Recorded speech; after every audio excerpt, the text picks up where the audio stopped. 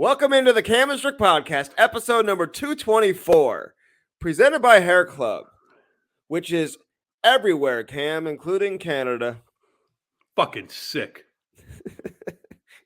I'm not happy about it. I'm not happy about it, Andy. Can I just? I don't do shit. I don't go around places. I don't hang out with kids, and I'm fucking sick. I don't get sick. God damn it. Can I set the scene for today? Fuck. We are not in the same location. We're in separate locations because of some travel plans that are taking place. Cam has no idea how to get his microphone going. He can't figure out his headphones. He's snotting everywhere. I mean, this guy is like, I could not have picked a better day, Cam, to do this in a separate location because I ain't going near you right now, man. You're the one that probably gave it to me. All you guys with kids I have to hang out with, you're the ones that gave it to me. I'm secluded out here. Unless it was that Chinese spy balloon dropped some shit on me in my backyard the other day. Other than that, man, I haven't got sick like this since. This is worse than COVID. You look like shit, dude. I'm not going to lie. It's brutal. I got to drink NyQuil, and you have weird dreams all night. I'm dreaming all fucking night. Weird, sweaty fuck dreams. Ugh, God. Yeah, I don't know, man. I don't get sick, and finally I get sick for 2 days on a weekend, but whatever. How do you think it happened? Like, what do you think happened? Fucking China. Fucking China. Oh, dude, you got to blame everything on China, don't you? China. Goddamn thing was in my backyard. Hey, hold on. Can I ask you about this thing? Yeah. Yeah, you can. Is this a joke? Is it a hoax? Like, who suggested that there is a Chinese, like a spy in a balloon form that's like overlooking our country? There was nobody in there. They went through Alaska. They went down through Canada. They went to Montana. China with a spy balloon. And they were looking at our weapon, their nukes, but they have satellites. They can look at our nukes anyway. But this thing was kind of like, here we are. And, you're not going to do anything about it. And we're just going to creep all the way through and go through Missouri, all the way to North Carolina. And then we'll get shot down when we have all our information. Now, I mean, they say that they didn't want to shoot it down because of people, civilians maybe got hurt if the thing fell on a barn or something in Montana. I don't fucking know. But that son of a bitch was in my backyard, and I filmed it, and I put it on Twitter. But it was just hovering around, staring at me.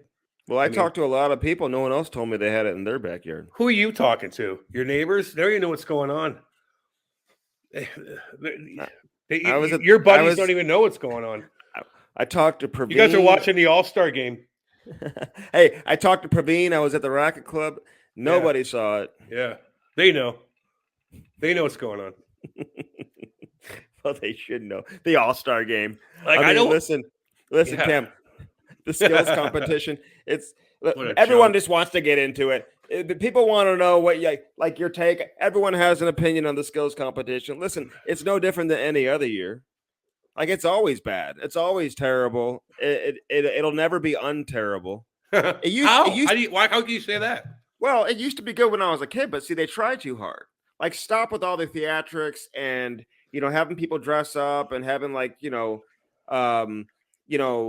announcers on the ice trying to announce people that aren't ready to come out on the ice when they announce them. It's just awkward, man. The whole viewing experience is very uncomfortable.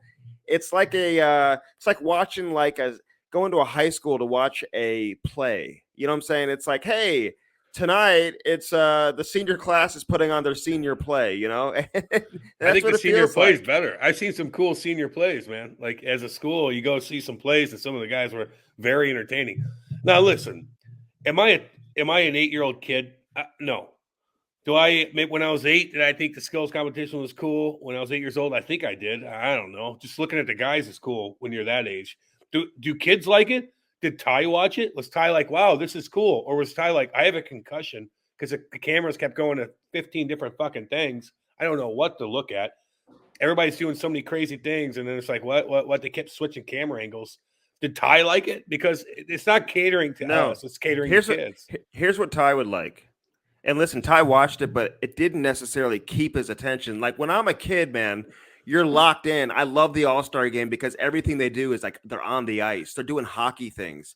and they still have some of those competitions, with the breakaways or the target shots, some of the goaltending, competition that they have, the hardest shot, fastest skater. Listen, I think you just kind of leave it as that. When you try too hard and you start like having like Mitch Marner dressing like a Miami Vice costume and, listen, Matthew Tkachuk, listen, he did his little skill move coming down there. And it's just like you're putting these guys out there and it's just uncomfortable for the player. It's uncomfortable for the viewer. It's uncomfortable for everybody. Don't do that to the players. Just let the players kind of be themselves, put their damn jersey on, represent their team, and do a skills competition. Like when you are going from one thing to the next, Cam, I couldn't keep up. I'm like, what the fuck is going on? They're at the dunk tank. Now these guys are playing golf, which I actually thought was like may have been the coolest event. They should have just had the golf thing for the whole time and had more guys playing golf, and then now they're back on the wait. I'm like, I thought that competition was over. I don't know what's still going on. I thought the other guy won the competition already. I just couldn't keep up with what the hell was going on. It was like watching a golf match. And they go to different holes, but you're not going to different like golfers. You're doing a different event. It was goofy as hell. If the kids liked it, then great. The Mitchie Marnie black skates also god awful. His white skates look god awful too. I thought they were for like charity. I thought he was raising money for charity. I'm like, oh, okay. Mm-hmm. I didn't want to chirp him, but they look terrible. Marchand chirped him the other day. He's so right. Like Marchand goes like, these fucking kids, man. They're like, they can't keep up with me. They don't want to chirp on the ice. They'll get owned, and they will get owned. And they got like goofy ass white skates with their puppy dogs on it. And I'm like, that makes sense, man. Like Marshy he's just old school. He owns those guys. They don't know how to like chirp back. They're just a different era. But if the kids like it, that's fine. I did see Dominic Hasek tweet something out about Ovi. Did you see that? Yeah. He's like, I can't believe you're celebrating Ovechkin and his son with the Russians are killing. Blah, blah, blah. I'm like, Jesus. Cam, there's a basketball game where I think it was Utah State, and this dude was at the free throw line, and he's Russian. Or no, he's Ukrainian, and they were chanting Russia at him on the free throw line at this basketball game. Nice. No, it's not. Very nice. No, it's not. But so Dominic Hasek's been that stuff happens.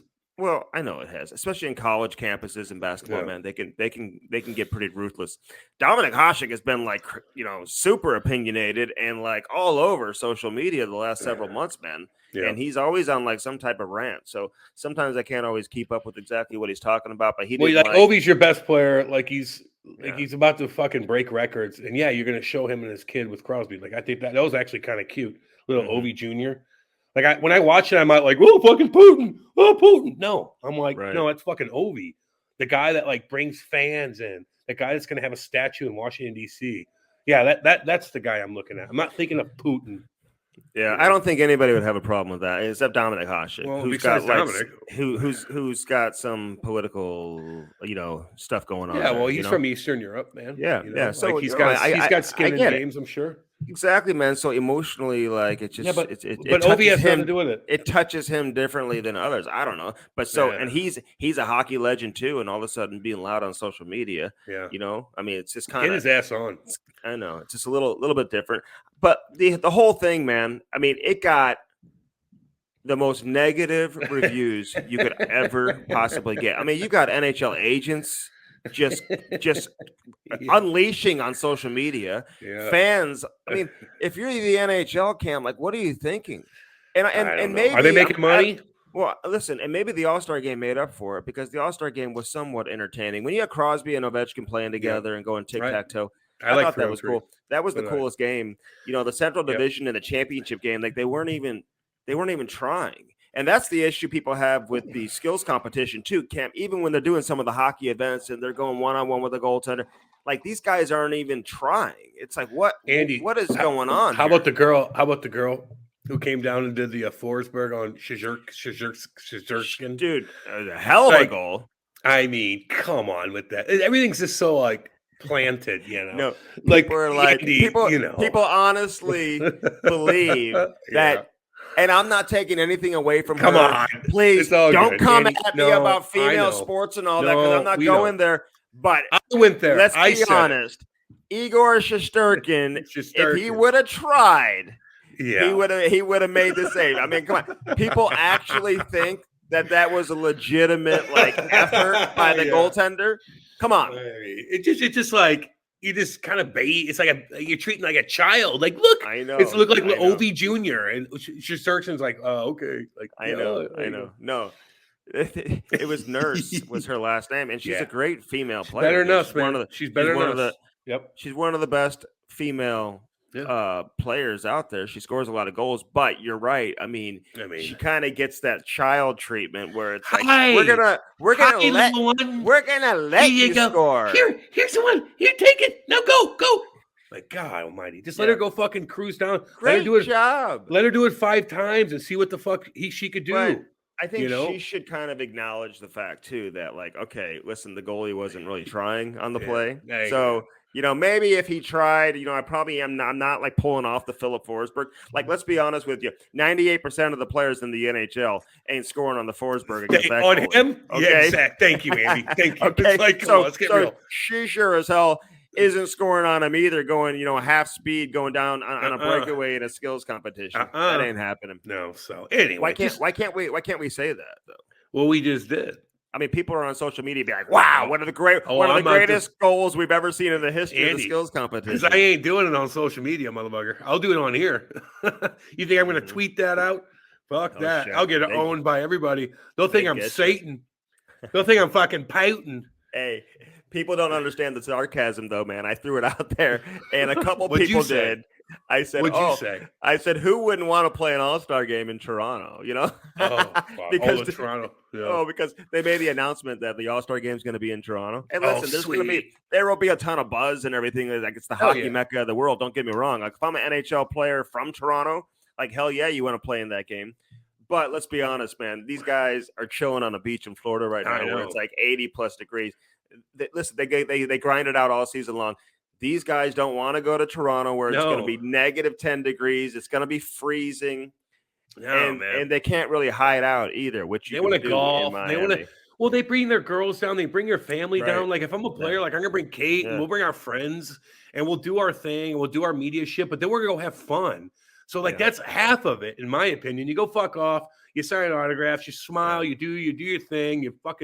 You wear your white skates. It doesn't matter. But then you meet up with all your buddies. You go to the beach. You go party at night. You're cruising around in your sandals. Like, goddamn. Although I don't like sandals. But, you're in your shorts. Like, that's what you want in February. Now, Toronto, man, the Toronto fans up there, if they're legit going to be packed and enjoy everything. And they finally get to go down there. It's probably not as expensive as watching a Toronto Maple Leafs. Maybe it is. I don't know. Maybe it's way more. Who knows? But that's cool, man, because all those people up there, they love it so much. But if I'm a player, I'm like, no, let's go down to Florida. Let's go to Anaheim. Let's go to, anywhere but cold. Hey, let me tell you this. If that thing's in Toronto, I bet you Ovi's not even going. Crosby's probably not going either. That's a good call on that. They see all their teammates who don't make the All-Star game. They're all going to Turks and Caicos in Mexico and going out and chilling. They're okay going to Miami. In fact, I talked to Tarasenko about this before he left. He was like, there's like 9 Russians or something like that are playing. But he's like, dude, there's like 15, 17, 20 Russians from around the league that are coming into Miami to party all weekend too. So, it's like a perfect spot. I know owners around the league, they want to host the All-Star game and you want to have it in places like Columbus and different places and stuff like that because it brings in revenue. I mean, they're talking like $25, $30 million that's the projected revenue into South Florida, into Miami, just by having the All-Star game. So owners want it. But if you truly want to get the players, because I thought you had a pretty good collection of players this year. You had a bunch of guys. Yeah, you did. Matthews got hurt. He couldn't go. Tage Thompson got hurt, who couldn't go. But, you got McDavid, Crosby, Ovechkin, Pasternak. I mean, and Matthew Tkachuk, Brady. They had a great collection of superstars, Draisaitl, but it's primarily because of the location. You put that in a shitty location, half those guys probably aren't going. I know, man. I know. Toronto, like, oh, cool. I know. I want to go to Florida. Telling your girl, pack your Canadian goose. Hey, bring that passport. We're going to Toronto. Not your sunscreen, but bring your Canada goose. Yeah. Hey, bundle up. Bring extra clothes. Like, what? Like, no. But yeah, man, revenue's down, and according to ESPN and TNT and stuff like that. And people are just bitching, and I rightfully so, just about the blackouts and stuff like that. Yeah, what channel? 2:00 Saturday game. Oh, it's on ESPN Plus. Well, fuck, I'm gonna listen to goddamn Curbs and Panger because I don't want to even have to deal with pressing different buttons to do this. Like, I think people are kind of annoyed by that whole thing. Now that the revenue's up, Gary Bettman did come out and say the revenue's up by how much, Andy? Like they're for like $6 billion. Yes, which is projected a good thing revenue to see. So you look at the numbers are down with ESPN and all that, but people are still watching and the revenue's still up. That's always but let me say this about the ratings, Cam, because they are down.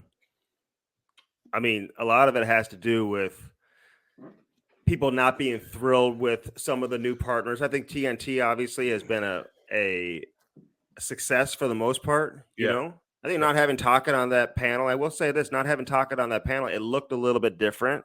You know what I'm saying? So, who's on there now?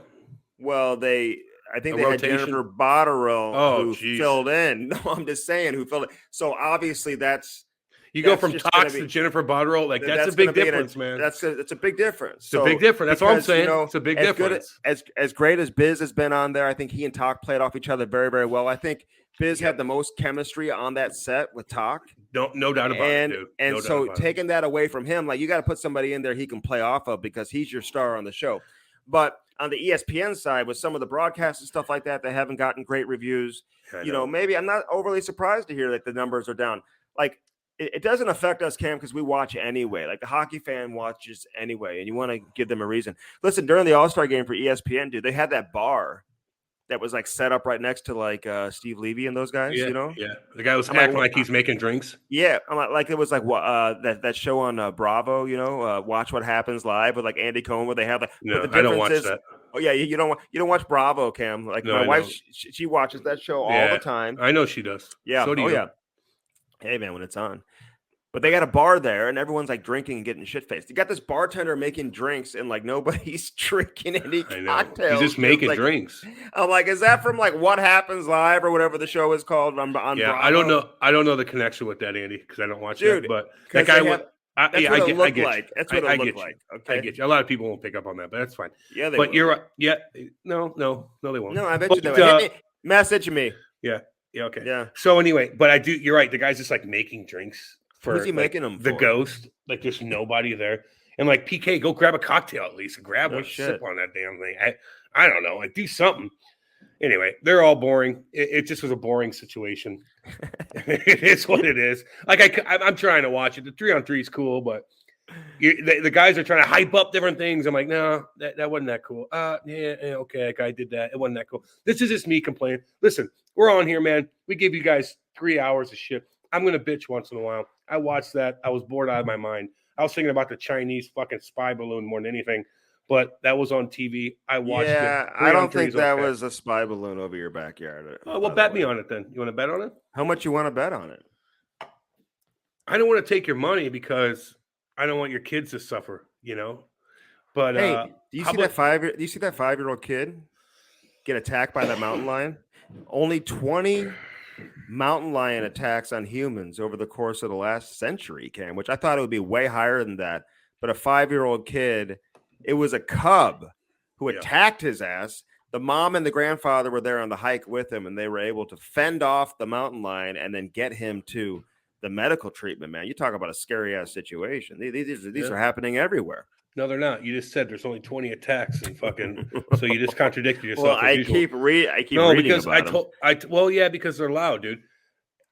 They're skittish, man. Mountain lions are skittish for the most part. They just are. Like they're afraid of you. But if you fucking go by their kittens or cub, whatever you want to call them, I forgot what they're called.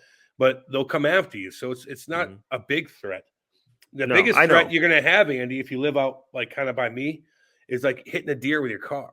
I mean, that's the biggest, scariest fucking thing to get in an accident with hitting a deer. As slow as you drive, I think you should be okay, Cam. I have been. Hey, and there was another shark attack in Australia. A 16-year-old girl swimming with dolphins, Cam. Yeah. And happens, and man. she gets eaten by the shark, dude. Terrible situation. She died? Yeah, she did. Yep. Fuck 16 years old. Hey, getting back to the mountain lion situation, they're trying to corral this mountain lion.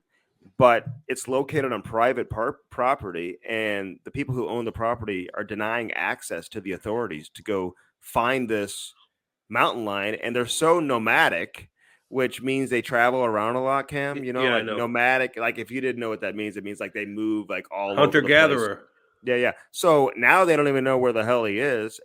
Do you think these people should grant the access to go capture his ass or no? I think if you own a lot of land, Andy, and if I own 1,000 acres in the middle of Missouri, and there was mountain lions out there, and they weren't necessarily a threat, I don't know if I'd want people to come on my property to kill that majestic animal.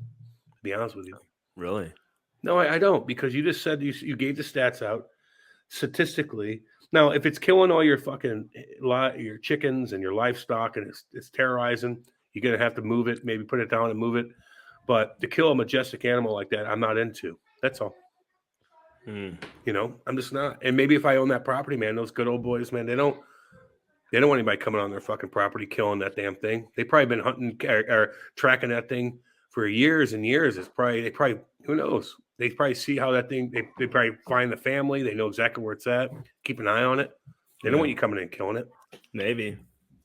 Tough situation. Hey, were you happy for Matthew Tkachuk? Let me just. I want to say this about Matthew because he won the MVP, and I know the All-Star game's goofy and everything, but he knows nobody's trying. I could see him going into the All-Star game being like, "Listen, I'm gonna win the MVP. Like, I'm just gonna go out there and I'm gonna at home." But I will say he has always been sneaky one of the most skilled players in the league. People didn't realize that. People have never given him the credit for that because of some of the other antics. I know he's a great player and puts up a lot of points, but he's got as much skill as anybody. So it's good for him to display that and see his dad and everything. And they're all partying.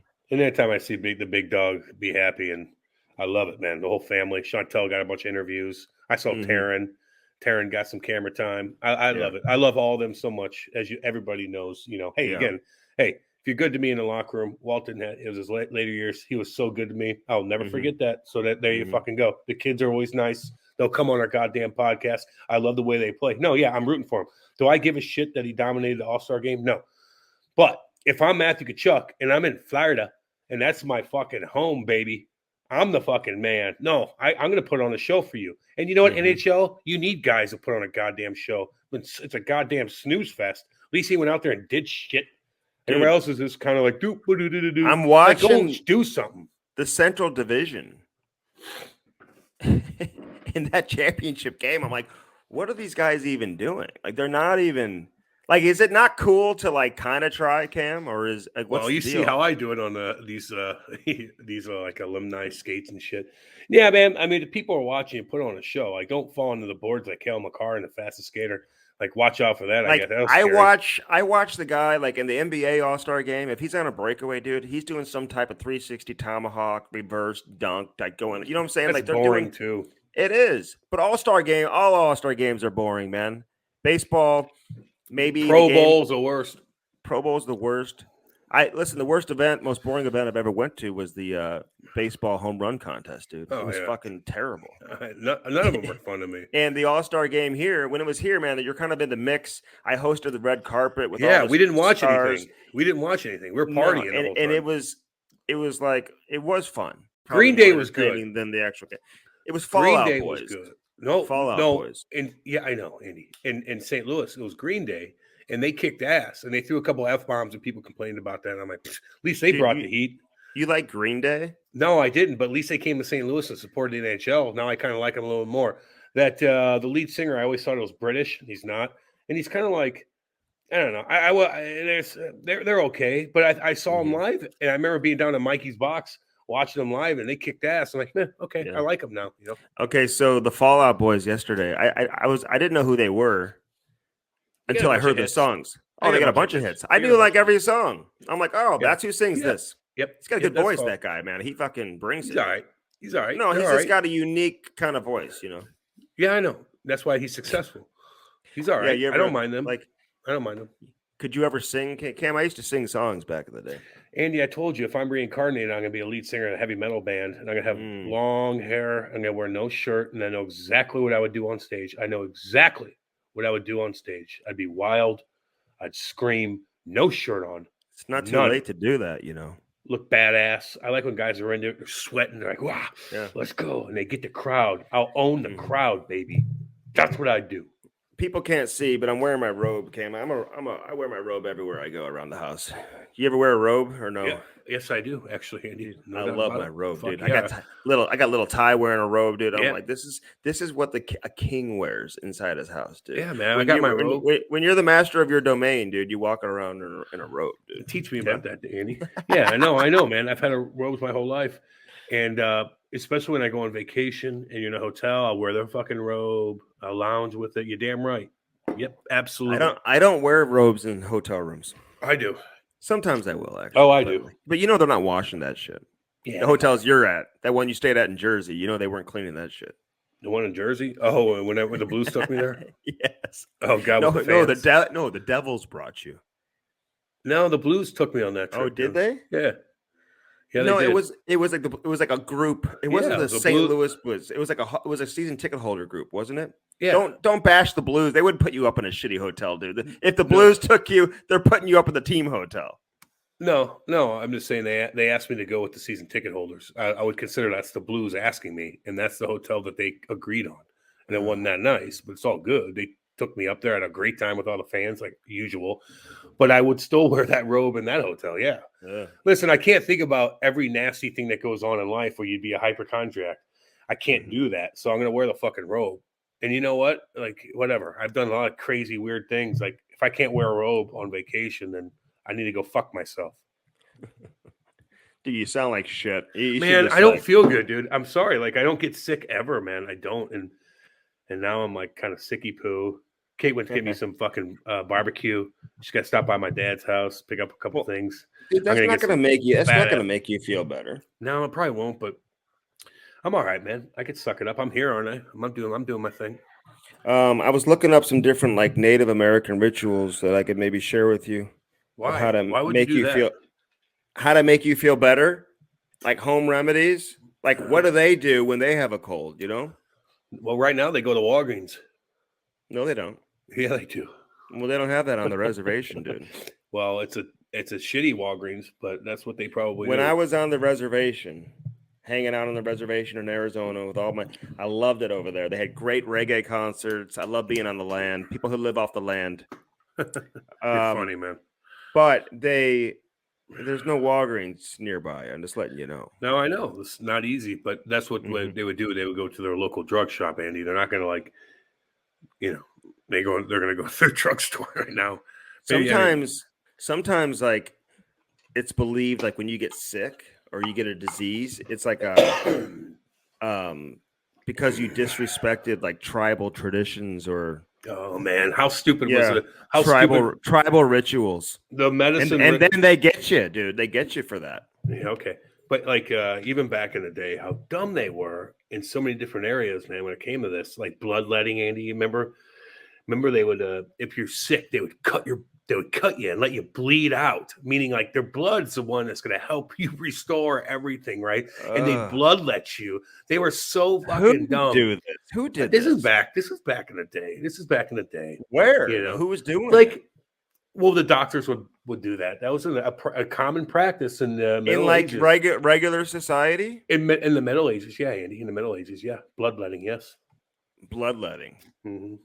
They think that the blood that you had is bad, so they get rid of it and they cut it open and let it drain. Meaning you're just draining that blood is going to help you restore everything. So they were so off base with it in so many different ways, man. I mean, common medicine has just enhanced so much in the past fucking 200 years. I prefer like the 50 old schools. years. Like they would eat like marshmallow root and stuff like that. Yeah, no, that's a different story. Now that's a different story. And I knew you were getting with but right now when you're like, on the reservation, they're going to their drugstore. I don't think they are. But back in the day, yeah, man, like fuck, you get that. Oh, that lady in the back in that teepee. She's gonna she's making all that stuff. She's the medicine woman, and you sip that, and you got to fucking you'll have bad dreams all night. But boy, oh boy, when you wake up, you're gonna get all that nastiness out of you, and you're gonna be okay. That's a different story. Elm root, bark, whatever it is, like all that kind of stuff, man. Like you just mix it up. Now you can go get a drink at the store, and it has all that stuff in it anyway. Well, you can some of it is from actually Actually, I've been drinking that First Form stuff with all the vitamins, all that stuff. Yes, I've been sipping on that this morning. I gave my kids some of those First Form shakes too, man. That'll restore. We had hockey this morning. You come home, you have a shake. Because that's what Ovechkin does, dude. Little Ovi. That's what Ovi Jr. does. Ovi Jr. Hey, all this talk about Barbashev too. Barbashev is so funny, man. He's been here. Now he's like front and center with the trade deadline. Everybody's talking about like Ivan Barbashev. It's like the talk. Are they not re-signing him? Well, they're going to try to re-sign him. They've already like expressed interest in terms of saying to Barbashev, like, what are you looking for term wise? What are you looking for contract wise? What is it, Andy? Somewhere in that 4-year range, I would imagine is what he's going to want. 4 for 4. Now, let me say this though, like 4 for 4. Well, 4 times 4 could maybe do it.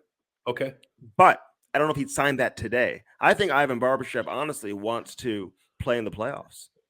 And I think he can only enhance his stock if he goes somewhere and has a nice run in the playoffs, wins in the playoffs.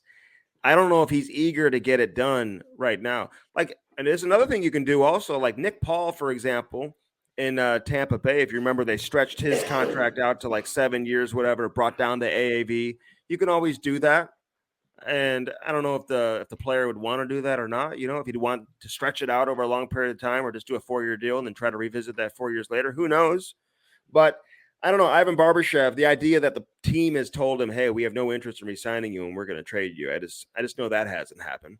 But I'm not going to sit here and say that he won't be traded either, because if he's not going to sign, then you probably have no choice but to trade him. Yeah. Do you think that just sucks, because he's the one guy I'm just like, I kind of want him to be here. But if he wants to play in the playoffs and do his thing, I get that, man. He's 27, man. You try to keep those guys. And I think Tarasenko may be in a situation where he probably has to go play in the playoffs, Cam, to be honest with you, and play well to get the contract that he probably desires.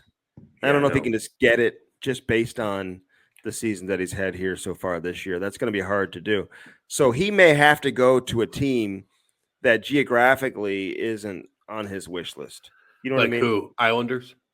Whatever. Yeah. I mean, like you can start thinking about playoff teams that aren't in the Southeast, Yeah, no shit. You know what I'm saying? Like who's in the playoffs that isn't in the Southeast? He may have to like consider going somewhere where maybe he isn't looking to like sign a long-term contract and maybe doesn't want to go, but in the short term, it might be the best thing for him in terms of getting the best deal, because he's got to show up in the playoffs and down the stretch here, I think, to get people's attention. Because I agree. He hasn't had a great season, as we know. Then you look at the injury. Yeah, he's got a great resume. He's got a great resume, but his injuries. He's a guy, Cam, I would have said to myself, I would have been like, I'm going to go tear it up at the All-Star game. I'm going to try. He did, didn't he? Didn't he do all right with Clayton Keller on that line? Oh, yeah, and he did in the first game for sure, yeah. But that second game, I just would have gone out there and been like, okay, no one else is trying. I'm going to go try. I'm going to win the damn car. I'm going to be front and center, and I'm going to be on every headline the next 48 hours, and I'm going to raise my stock. I agree with that. Easier said than done, but I think that was Matthew Tkachuk's. But that's the easiest way to do it, is to go to a fucking All-Star game when no one's trying. You got all the skill in the world. If you have one step on a guy, he's not going to take another step to get you. No. That's the easiest way to get attention, is a fucking All-Star game. You're already there. Go bar down 15 fucking times. Who cares? They should. Right? I mean, so obviously Matthew has the contract. He didn't have to say. But I just know, listen, if you go out, he's there to win that damn MVP, man. I'm telling you. That's the way those kids think. And they do it in an unapologetic way. Like even down the stretch at the end of the first period, like 5 seconds left, he's still going all out, like trying to score. You know what I mean? It's just like, everybody's in watching them, and you're at home. Like, that's what you do. That's what you're supposed to do. Mm-hmm. I mean, God, you're already there. You might as well fucking do it. Jim Montgomery talking about how hilarious he was on the bench too, just chirping guys left and right. So I like Big Jimmy. I saw him a lot. He got a lot of attention, rightfully so. Monty, we love you, buddy. That team's awesome too. There's some badass teams out there, man. There are. I saw Chaser was at the All-Star game. He goes everywhere, doesn't he? Patty was down there doing this thing. What did you think of Patty during the I didn't notice him. I didn't see it. He did a good job. What did he do? I didn't see it. Oh, he was doing like some interviews and stuff like that. Oh, yeah. It started off slow, but he started doing some. He was doing some stuff for ESPN, but like he got it going, man. He did. It's not fine. easy. It's a not easy thing, you know. Like it's not. If you could chirp on the ice is one thing, but to have the camera in your face and to think of different questions, like that's a tough thing to do. You know, that's why I get. Hold on, Andy. Let me give you a compliment here. Yeah. But you can't help but talk, but I'm going to finally give you a compliment. But like that's the hard thing is like really forming a question, and then while they're answering that question, listening to them, and then forming a different question on top of what their answer is a tough thing to do, especially when the camera's on you, the bright lights are on you, you only have a certain amount of time. It's not chirping the guys on the fucking bench when you just went out there and hit somebody. No, it's a completely different animal. It's not an easy thing to do. No, it's not. That's why I give Andy credit for that. Andy's really good at asking questions. He asks the questions that I can't form in my head. Now I'm good at community. I'm good at like talk. I'm good at small talk. But Andy's good at forming a question. It's not an easy thing to do. That's all. What I was going to say was Patty. Like he did a good job with Clayton Keller, and for somebody like him, when you don't have a lot of experience doing that, that's what you do. You grab somebody because that's going to make you comfortable. That's going to make you comfortable. And so, you could see how comfortable he was in that conversation. Yeah. You get somebody that's dull that you don't know. You're going to be like, so what color do you like? I like blue. Okay. Like, I don't know. Like, it's not easy, man. But I'll tell you what, though. Like, the golf outing, you got to pair those guys with, like, a hilarious celebrity or something like that. Yeah, but who's funny? Like, is there anybody funny? Nobody. No. Well, I'm just saying nobody was funny. Nobody. It was like the most boring golf foursome. Like these guys look like they're fun to golf. I'm like, can they have a cocktail while they're golfing? Jesus, Can you give them a cigar? Oh, God. They're like, okay, guys, wear your team polos, and we'll see you there at 9:00. Wear your team polo and be as boring as you possibly can be. Let's do that. Give them some fucking microdose mushrooms or something. Get them out of their fucking element. Like, hey, what's your favorite song? I don't know. I like Taylor's. Do you like Taylor Swift? Yeah, sure. I like Taylor Swift. Hey, do you like this? Yeah, they're pretty good. What's your favorite food? I like chicken and rice there, and chicken and rice, and that's good. It's like, God, say something. I know. Hey, everybody answers the questions like it's like an intermission. I know. It's like, fuck, man. Like these guys are funny. Johnny Goodrow, just relax. Hey, man. What's going on with you? Nothing. Okay, good talk. It's like they're talking to these people like they're getting interviewed for an interview after a game. But these guys are pretty funny, man, if they're out of their element. But hockey players are so bad at staying in their shell. And I guess rightfully so, because the same people that want them to be outspoken are the ones that are going to fucking bash them when they are. So it's like they're just kind of like, I'm not giving you anything. I'll talk about shit in the locker room. I'll be funny with guys when we're away from you. But they just don't let loose in front of these people that are asking questions. Why do you think that is? Because they're scared to say anything, probably. No, I don't think they're scared. I just don't think they. Okay. I don't know. I don't think they have that self-recognition to just like. They like, do. Let it loose. Just let it loose, dude. Just if we were hanging out with all those guys in a different environment, it was just all of us, and we're shooting the shit. They're gonna be like, blah, blah. But once you get so many people like, hey, do you like Taylor Swift? They're like, yeah, she's good. It's like, oh, cool, you like her, okay? Like, no, you got nothing out of that. It's dude, they had that interview at center ice with Ovechkin and Crosby, and Ovi, you got to do a better job in these interviews though, too, man. You're like, I saw an interview he did on NHL Network, man. I mean, the girl who did the interview, I think it was Jamie, did a great job asking questions. He's not giving her anything, dude. Like, come on. Nothing, like, loosen up. Crosby, you got Ovi, like loose. You guys have all done like 5 billion interviews each. You should be professionals at this. You look at look at how Peyton Manning and like Tom Brady handle themselves in these interviews, dude. Like they're hilarious. Their personalities. You get a glimpse of who they really are.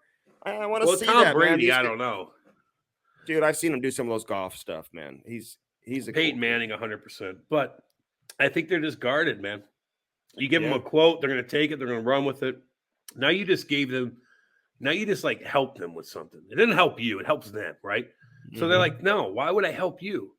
Why would I say so? It's like us doing other podcasts where I'm crazy on a podcast. They blow that up. Why does that help us? Like, you know what I mean? Like, it's just like you got to pick and choose who you want to give your emotion to, because they'll take it and they'll spin it away and they'll use it for themselves. So I think people are just guarded, man. Yeah. You know, I agree with you. Real quick though, some talk about Jim Rutherford wanting to step down. Didn't we talk about that last week already? I think we brought that up. Yeah. That I hear behind the scenes that he doesn't even want to be there, but he wants all his money.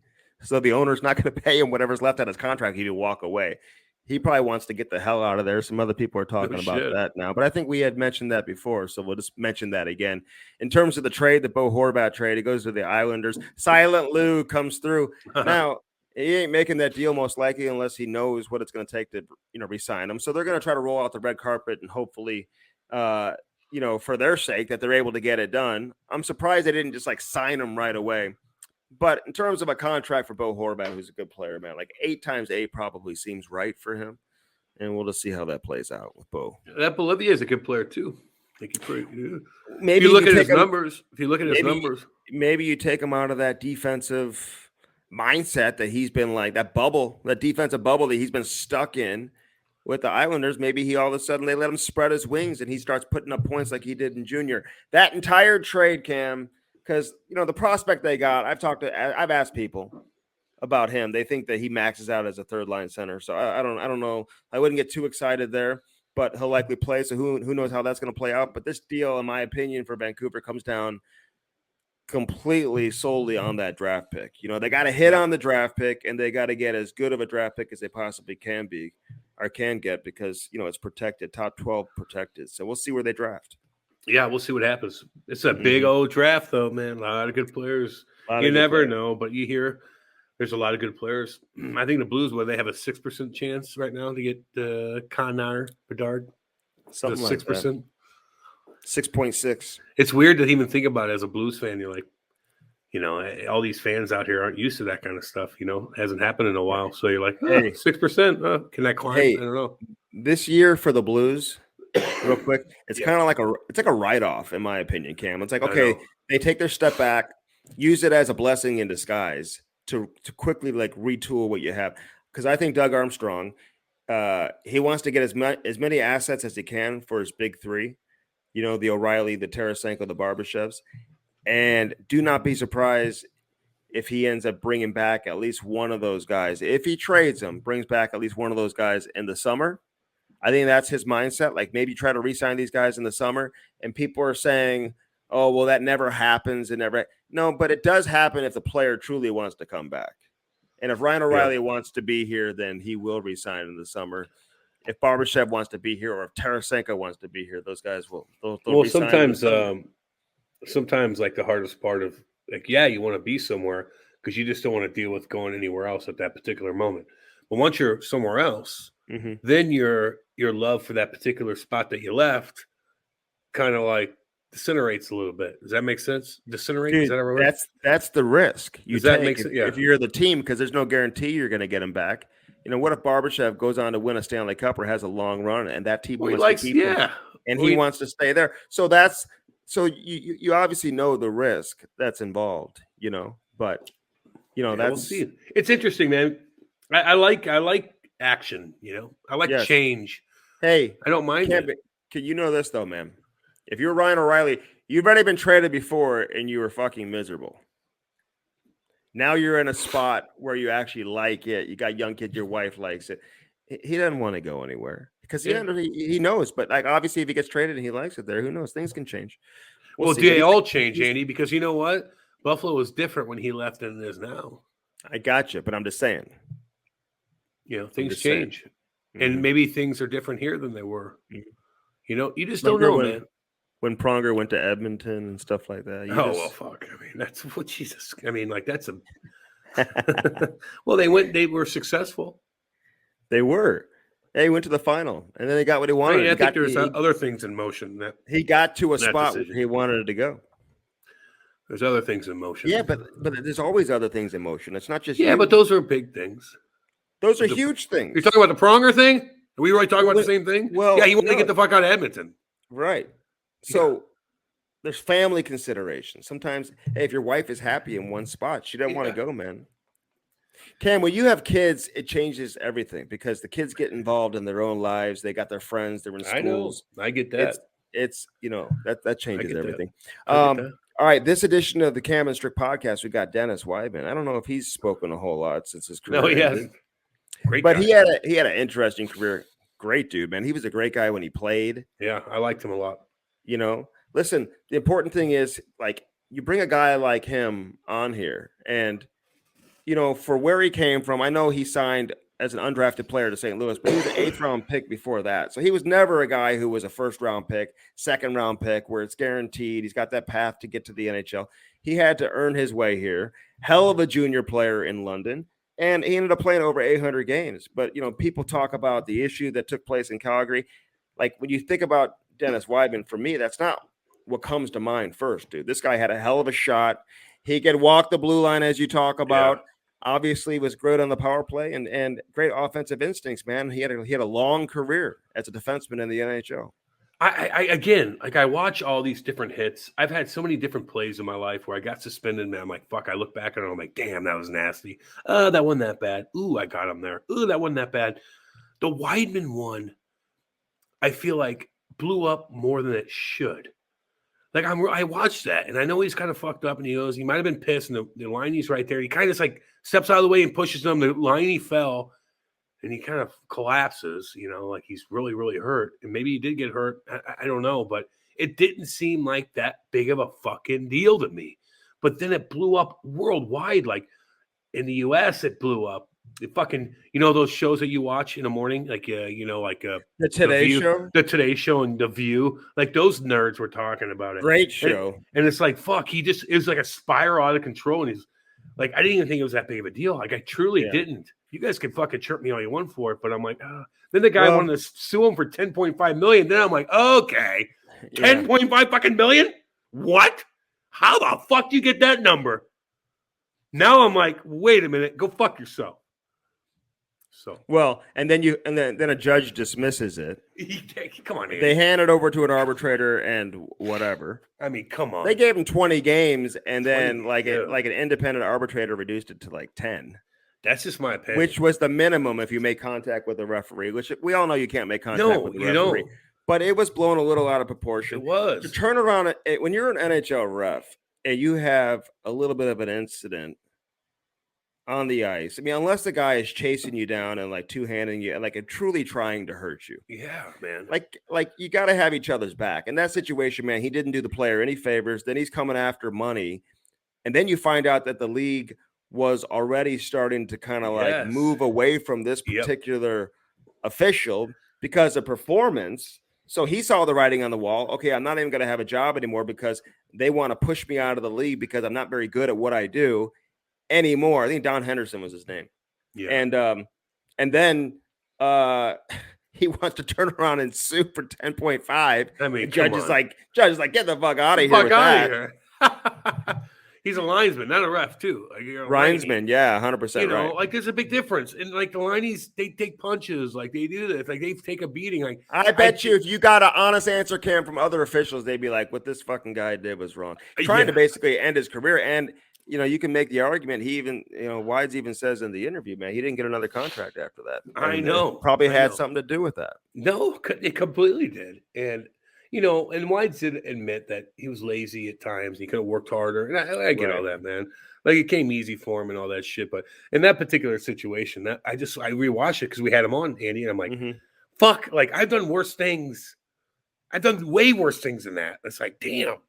He got fucking mutilated. Well, the official, the linesman, he got up. And if I remember, he went and I think he finished the game. And then all of a sudden he needed back surgery, like you just never know if that was 5 and post-concussion. He barely hit him. Andy, I hit you way harder. Way harder. I know. And I do have post-concussion. I know, and I fucking feel horrible about that. Yeah. People ask me about that. And you're not suing me for 10.5. No. Well, I don't have to because of all the cameos I've been doing. All the money I'm making from Cameo right now. Yeah. I don't need to sue you for 10.5. I should have sued your ass. Why would you do that? It's not too late. Yeah. Because my headaches, man. I'm dealing with a headache right now. Fuck off. You don't feel bad from that. I just brought that up to be funny. You don't feel bad from that. It's really hurting me, actually. No, you're bad from Bobby Plager. You gonna do something with him? What about My Chaser head when he rocked you?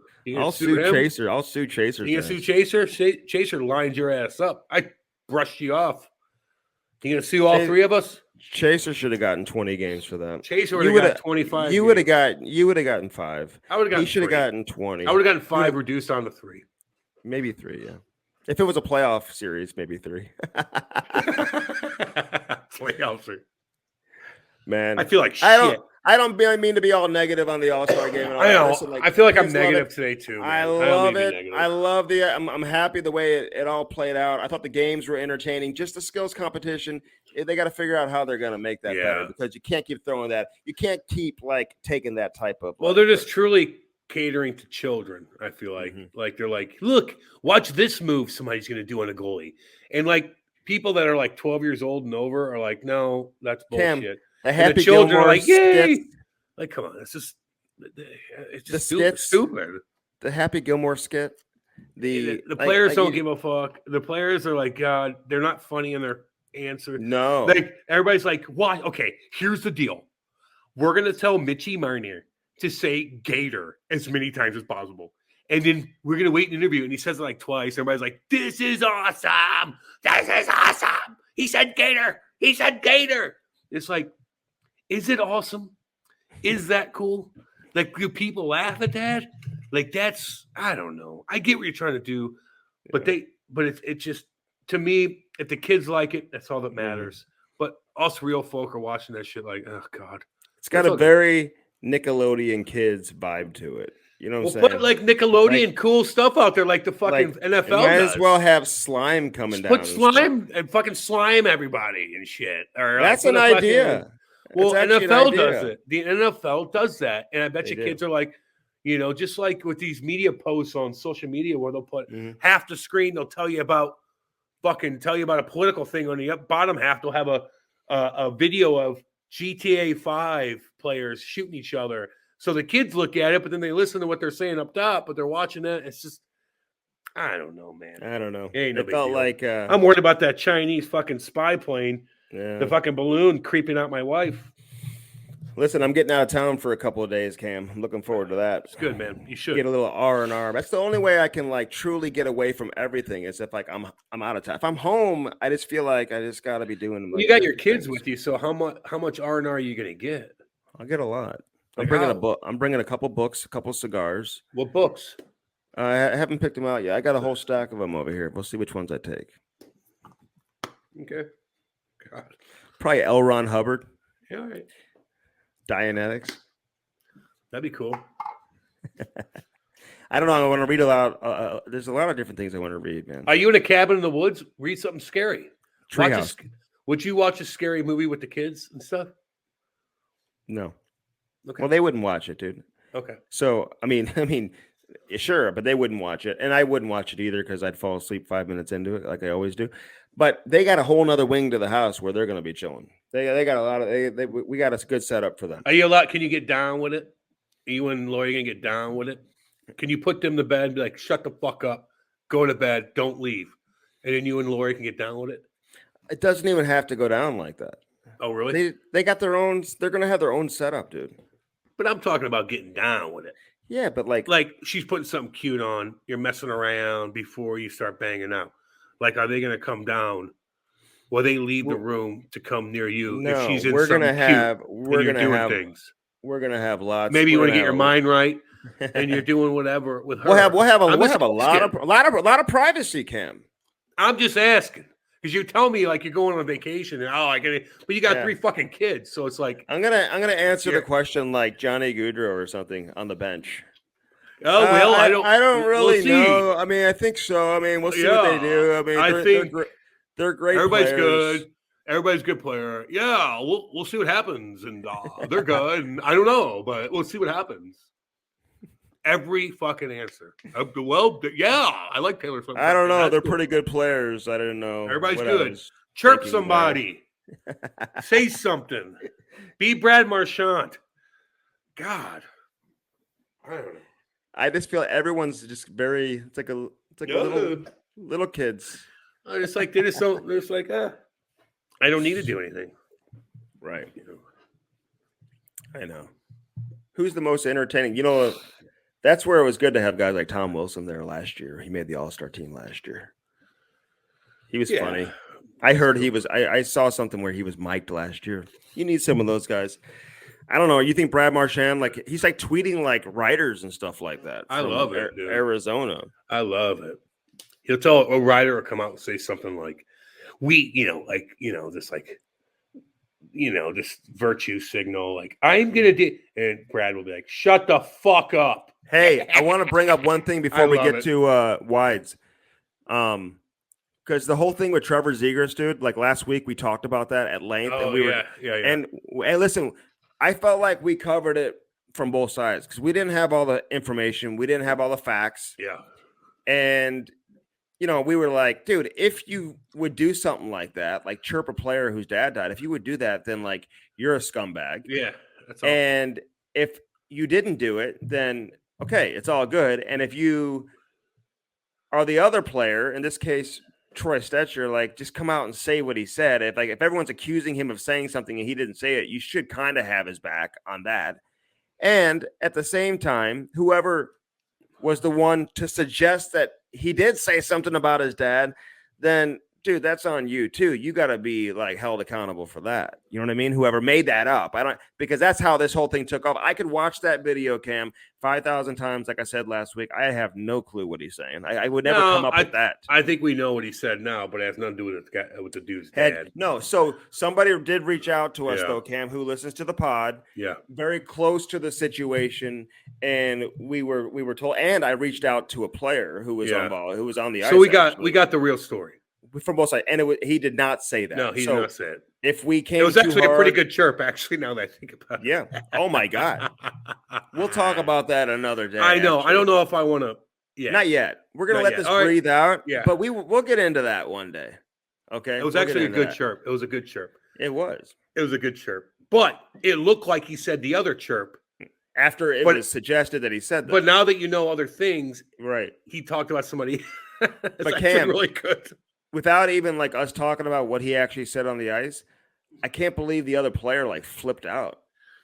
Yeah, as much as he did. I understand getting pissed off, but some things get you, Andy. Yeah, some things get you, man. Homie. You know what they call them, Cam, in psychology? They call them trigger points. It triggered him. Yeah, a lot of people get triggered a lot, and he got triggered on that, and it wasn't that big of a deal. Mm-hmm. Now it had nothing to do with his passing with his father, nothing like that. It's a petty inside the locker room kind of thing that guys know.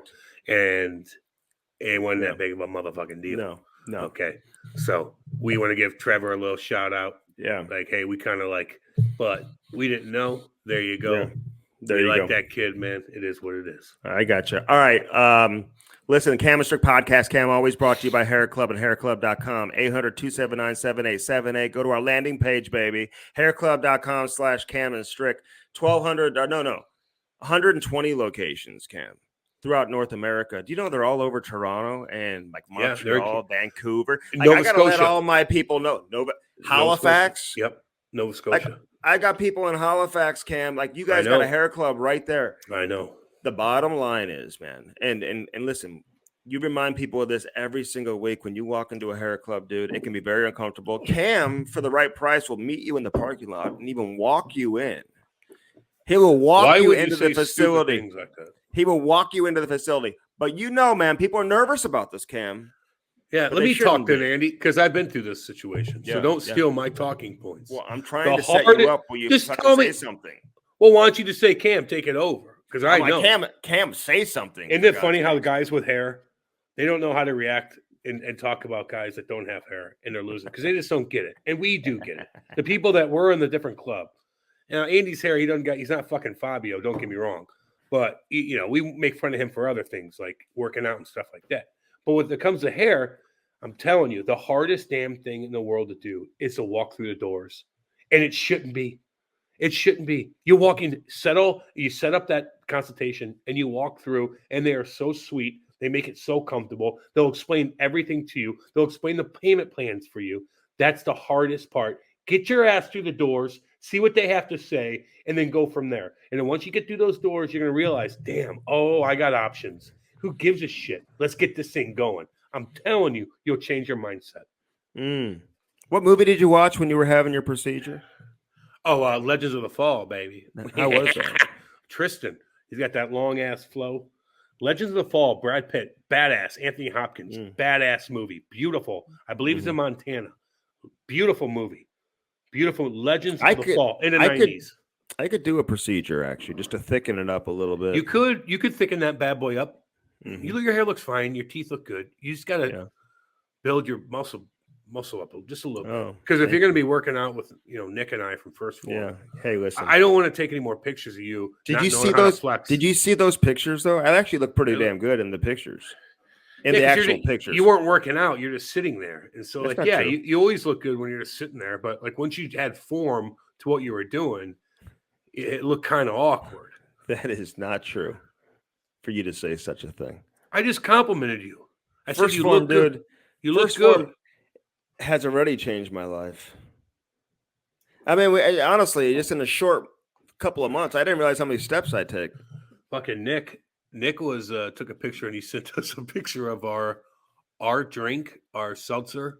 Oh yeah, and then he had one of them the First Form energy drink. I'm getting down with it tonight. We're like, God dang, God. Nick boy, what's up? Good for you. He works his ass off.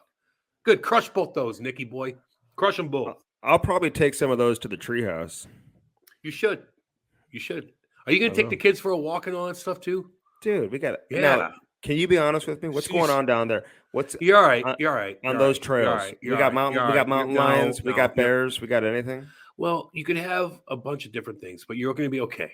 You're not in fucking Montana, Andy. You don't need a weapon, although I would if I brought. I mean, don't get me wrong. I could bring my mini baseball bat if I need to. I mean, that's cute and funny that you say that, but you'll be okay. Just go cruise around with the kids and stuff like that. You'll be fine. 100%. I do worry about you though, because I don't know what the fuck you do. Mace or bear spray. I'd bring that. I'd always bring that. I'd bring that, Andy. I'd bring mace. I'd fuck somebody up. I'd worry about more of a fucking Hoosier creeping your girl out or something than an animal, to be honest with you. The animals aren't going to mess with you there. You're good. But I would always bring mace. Just always have something, man. Like, you don't know. There could be a weirdo in a trailer down 2 miles down the road that knows that people like you go to these cabins. And he's going to creep you out. You just don't know. But I wouldn't worry about it. But I'd always have something. Always have something, dude. Okay. Yeah. Thanks for that advice there, Cam. No problem. First Form is completely restructured how I do things now, Cam, because I got the app. And the app just completely lays out my life for me. Do you stop snotting, dude? Man, can you hear it? Oh, my God. I'm sorry, guys. Fuck this. I hope that's the dog. I feel like a fucking crackhead. So firstform.com. I just got my package. I've got more First Form gear than I even know what to do with, man. They've got the best clothes, dude. I could wear that stuff every single day. I've got my bars. I've got my energy drinks, dude. I am fully, like, if I got stuck in this treehouse for like 6 months, dude, I could survive and live like an absolute king thanks to my friends over there at First Form. I told you, Ty, I made him a shake today, like he's Ovi. Right after practice, we come home. We got the First Form, the kids shakes, the vitamins. But check out the protein and everything else, man, and get that app. It gives you your workout plan. It gives you your nutrition plan. You plug it all in, man. It like lives your life for you. It just tells you what to do. It's the easiest thing in the world. There's no excuse. You Yeah, put your so calories in there. Yeah, check that out. They'll tell you exactly how to do every workout, too, by the way. They have a video for you. It's so easy. Mm-hmm. Very easy. Sparks skate sharpeners, Cam. Again, my skates felt great this weekend, dude. I'm flying around everywhere. Although I may be changing the hollow. I talked to Bert Godin. You remember Bert, your former equipment Hell trainer? yeah, it's my boy. He said you were very good to him back in the day. Oh, gee, thank you for the... I don't know, but he said you didn't tip him, dude. You didn't tip. Fuck out of here, you fucking goofball. He said you're the only player that didn't tip. So why would you say stupid-ass things like that? Because that, like, when you try to be funny... Like sometimes, like people don't know that you're joking. Like, no, I fucking tipped them because you just like you don't understand sometimes.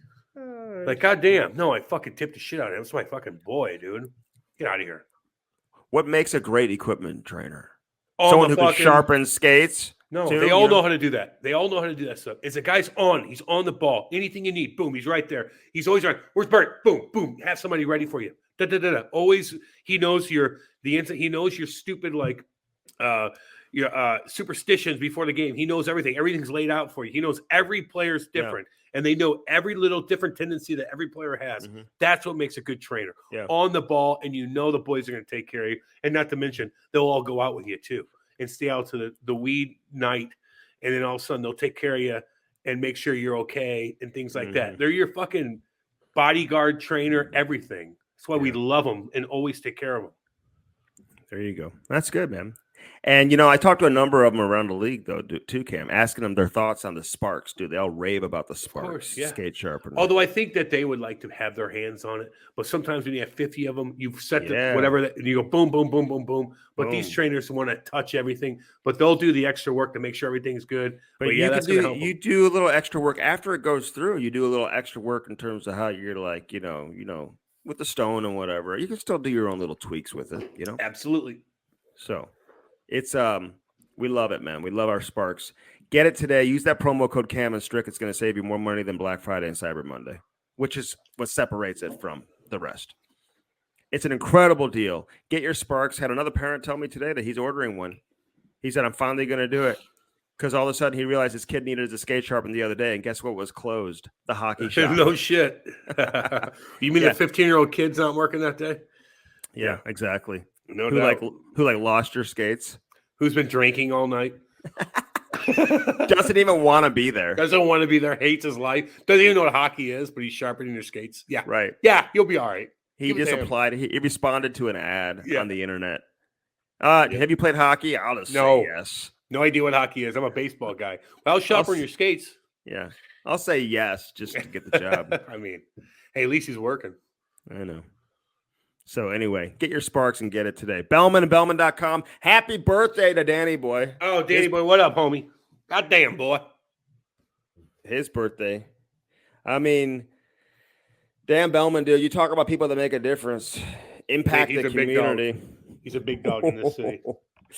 He's a big dog in this city. What separates him from the competition? Well, there ain't no swinging fucking dicks. None of that bullshit. I bet you that Chinese fucking spy balloon didn't go over fucking Bellman. There's no proof it's from China. They don't fuck with that. There's no proof it's Chinese either. Okay, Andy. Could be a number of countries. Yeah. Yeah, you're right. You're right, man. What am I thinking? Do you think other countries have their own balloons that are flying over different countries? Absolutely. You think the United States probably has one, eh? Oh, fucking goddamn right. We're all over the place, dude. So it's like a little bit of like, hey, you do it to us, we do it to you. Well, this was just an obvious thing. We got satellites everywhere, Andy. Big time. No doubt about it. Cam thinks there's like a Chinese balloon hovering over his house, dude. No, there was. This guy. It's actually the moon. Doesn't even know. Yeah. It's a full moon that day. Hey, Andy, how far away is the moon? How many miles? God, I actually know this. How many miles? A couple million, man. Yeah. A couple million? It's way out there, isn't it? Yeah. You would say like 50 million miles? At least. At least? 100 million? I don't know the exact number. Do you think the moon's 100 million miles away? Would you say Why 100? Are you asking me? I just want to know because you chirp me for not knowing what a moon is or a fucking satellite. How far away is the moon? You say 100 million? Is it a light year away? Let me see. I forgot exactly how many. It's 200,000 miles away. It's 200,000 miles away. It ain't that far. 100 million. Get out of here. You don't know shit. I mean, it's 200,000 miles away. 240,000 miles away. Ain't that far. It ain't that far. It's about 238,000 miles. I would have said if I would have said 100 million, you'd be yeah. Like that just shows you. No, I wasn't gonna say that. You're looking at the moon. You think it's 100 million miles away. You know how far that is. Well, 200,000. Your stupid ass balloon. It wasn't even I think it was 10,000 feet in the air. Yeah, you think it was like there's like a hot air balloon contest going on down the street. You don't even know what's going on, dude. I mean, I hate to even contaminate the Bellman read with this balloon talk, you know? I wonder if they saw it in Troy. I bet you they did. Like you're shopping for a Buick or it's like, what the GMC. Fuck is that thing? Like, what is that thing? Kate found it. We're sitting in the back. I let the puppies out. And Kate's like, there it is. I go, God damn. And I filmed Chrysler, Dodge, Jeep, Ram on the other side, Cam, as you know. I got my They got the best selection. How you like your Ram? How you like that I Ram love pickup? it. Big old 6.4. Shit kicking son of a bitch. Fucking Patriot blue, baby. Mm-hmm. Blacked out everything. 6.4. Mean as fuck. You look very, very soft. Shit kicking. Is that Kate's truck? Kate's got a little BMW. It's the nicest car ever. By the way, her little Beamer is nice. But I like my shit kicker. Oh, my God. And I still got my truck, too. I got my Silverado 1500 black rim tip. Good. That thing won't start. You haven't started that thing in months. It's in my. You're right. I'll have to get a new battery for it for sure. Yeah. Oh God, there's no question about that. Hey, get to Bellman. Get to Bellman in Troy, Missouri. Yeah, bad credit. No worries. No matter. They will take care of you. They want to buy your used car too. If you got a car, hey, Cam, that's what you do with your white pickup truck. They will buy it. I'm going to keep that damn thing. Yeah. Well, thing's paid off, man. Just keep it. I'm just saying, in case you wanted to get rid of it, I'll get fucking a lot of money for it right now. Yeah. Say hi to Danny, will you? What up, Danny boy? Say hi to Kenny. Hi, Kenny. And Dale. Hey, you doing, Dale? Cam, I'm getting sick just like looking at you. Oh, I'm sicker than dog fuck. Hey, gel sticks, man. Get that training tool to make you a better player today, Cam. How long do you think it takes you to see results, Cam, from using the gel stick, the heavy, the weighted stick, and then all of a sudden you transition, get back on the ice, you use your normal stick? Actually, 15 minutes. 15 minutes. You'll use that, and you go out there and use your hockey stick and make what the fuck? Imagine if I said I have something for you that's going to make you a better hockey player in 15 minutes. What would you tell me? Give it to me. Yeah.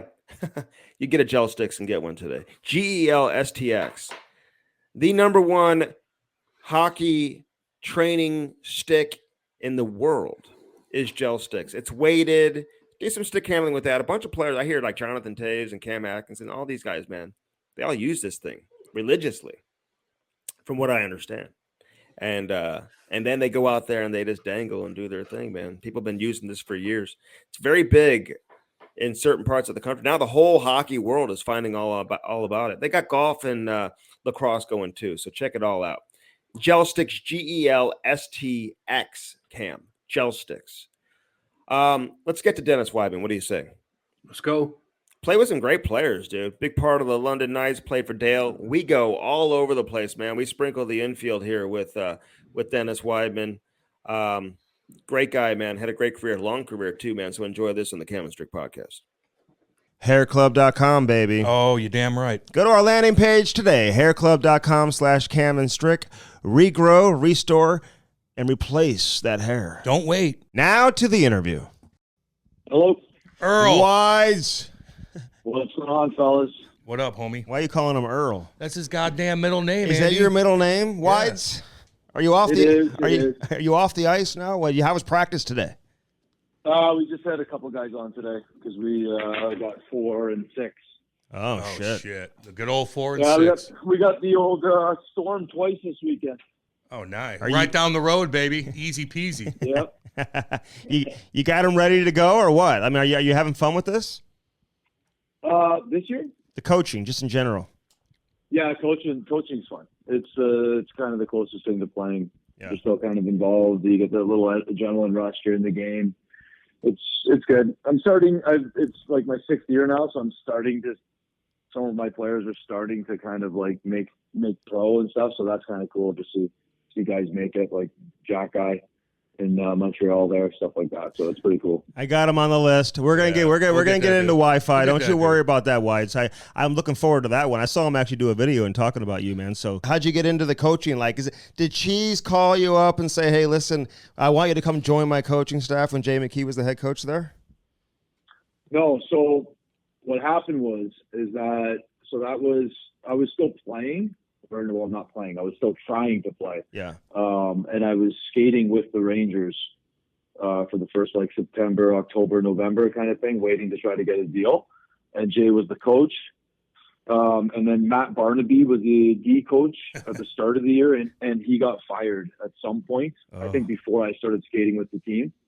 And then it was like, I don't know, it might have been like mid-November kind of thing, and I had nothing going. And then Jay just asked me, he goes, "Hey, have you ever thought about coaching?" And I'm like, "Yeah, I've thought about it." He goes, "Well, do you want to?" we need a D coach. I was like, okay. So I spent I was skated with the team on the Friday. I might have talked to them on Friday or something like that. And then the team went on the road for the weekend. And then I was in a tracksuit on Monday helping coach. So I started off the first 2 months, maybe 2.5 months. I was eye in the sky. I didn't travel with the team. I just came to home games and I came on the ice for practice when they were at home. And then I think I went on the bench maybe January-ish and then I was watching for a bit while the other guy was running the D. And then for about a month, and then I took over running the bench for the D for maybe the last 2.5 months of the season and playoffs. Isn't that cool to be being a head coach is one thing, but being an assistant coach, you could be kind of more loosey-goosey, a little bit more buddy-buddy with the guys. I'm sure they like you, right? I mean, I know there's a balance to that. How do you balance that, kind of being a cool cat without being walked on? Yeah, I mean, well, I'm not going to let a teenager walk on me, but he's got over. I don't know. I mean, check out his hockey DB. He's got over 800 games. Ain't nobody walking. Yeah, but these kids nowadays are kind of, I don't know. Fuck. Yeah, you're right though. Yeah, I mean, I think I try to be light. I'm a pretty direct, straightforward guy. If you know me, I'll tell you what I think. I'm pretty honest with them, but then we have some hard conversations. Some of these kids have never had conversations like this with the coach before, and I think it rattles them a little bit early. But then, 5 minutes later, then I'm asking them how their day was, how their day off was, what they're doing, and I'm joking around with them and messing around with them. So it kind of disarms them a little bit, and they recognize that I'm not necessarily mad at them, but at the same time, this isn't a joke. Yeah. So it's just about finding the balance in between that. I use a little bit of when something's really bad or kind of embarrassing efforts or whatever, I'll use humor to kind of get my point across where they, they're not too, they don't get their back up against the wall and feel like I'm attacking them, but the message is still getting across kind of thing, Yeah. It's done in a light way, but the point still gets across.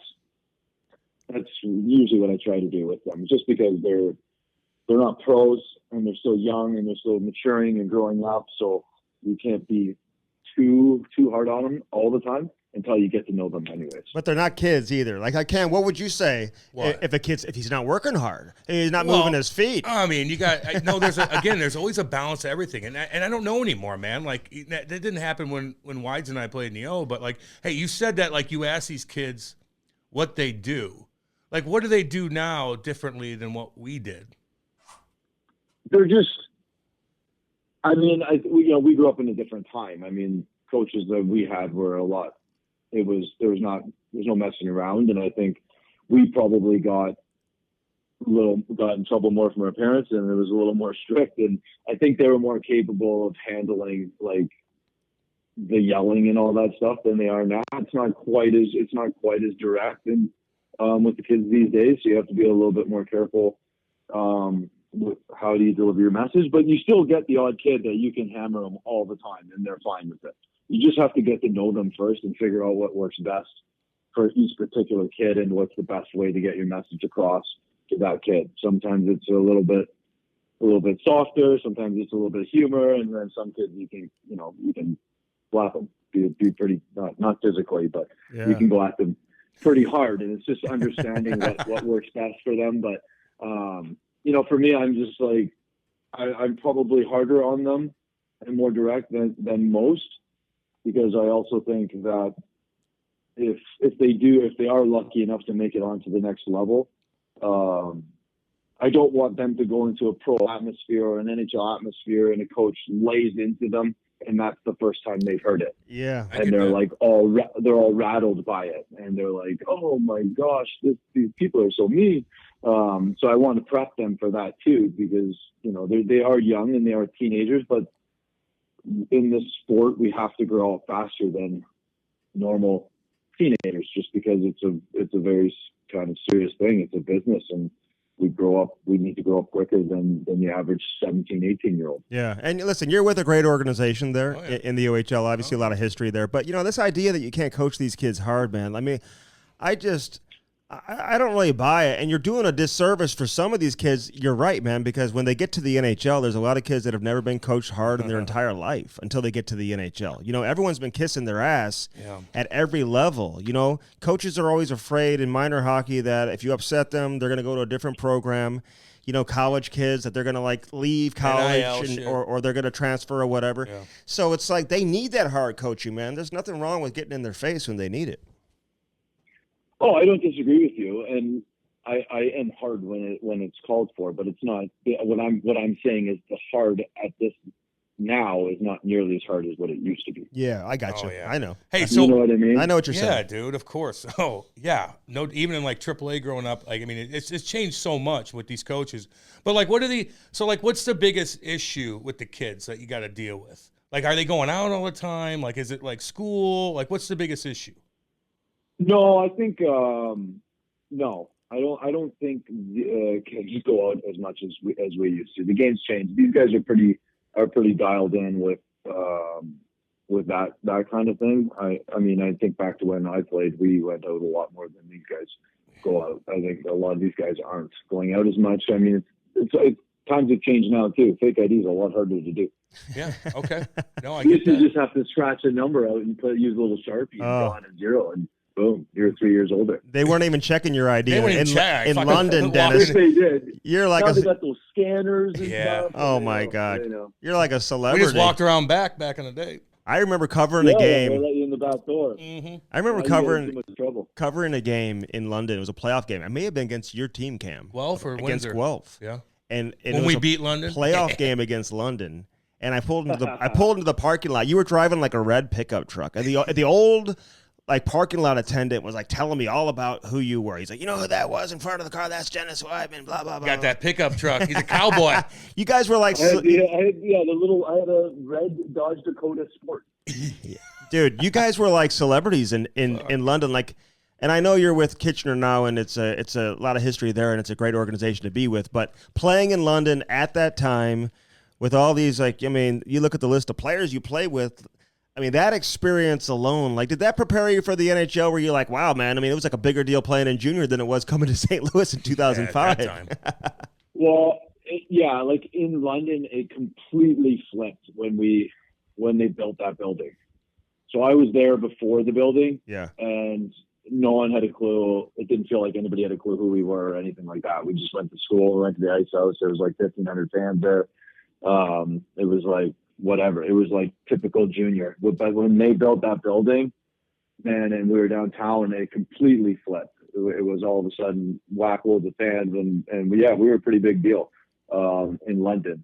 But I think the Hunters brought that to London. They made that organization what it was. And obviously for getting ready to play pro and stuff, to have Mark and Dale there, I learned a ton from them.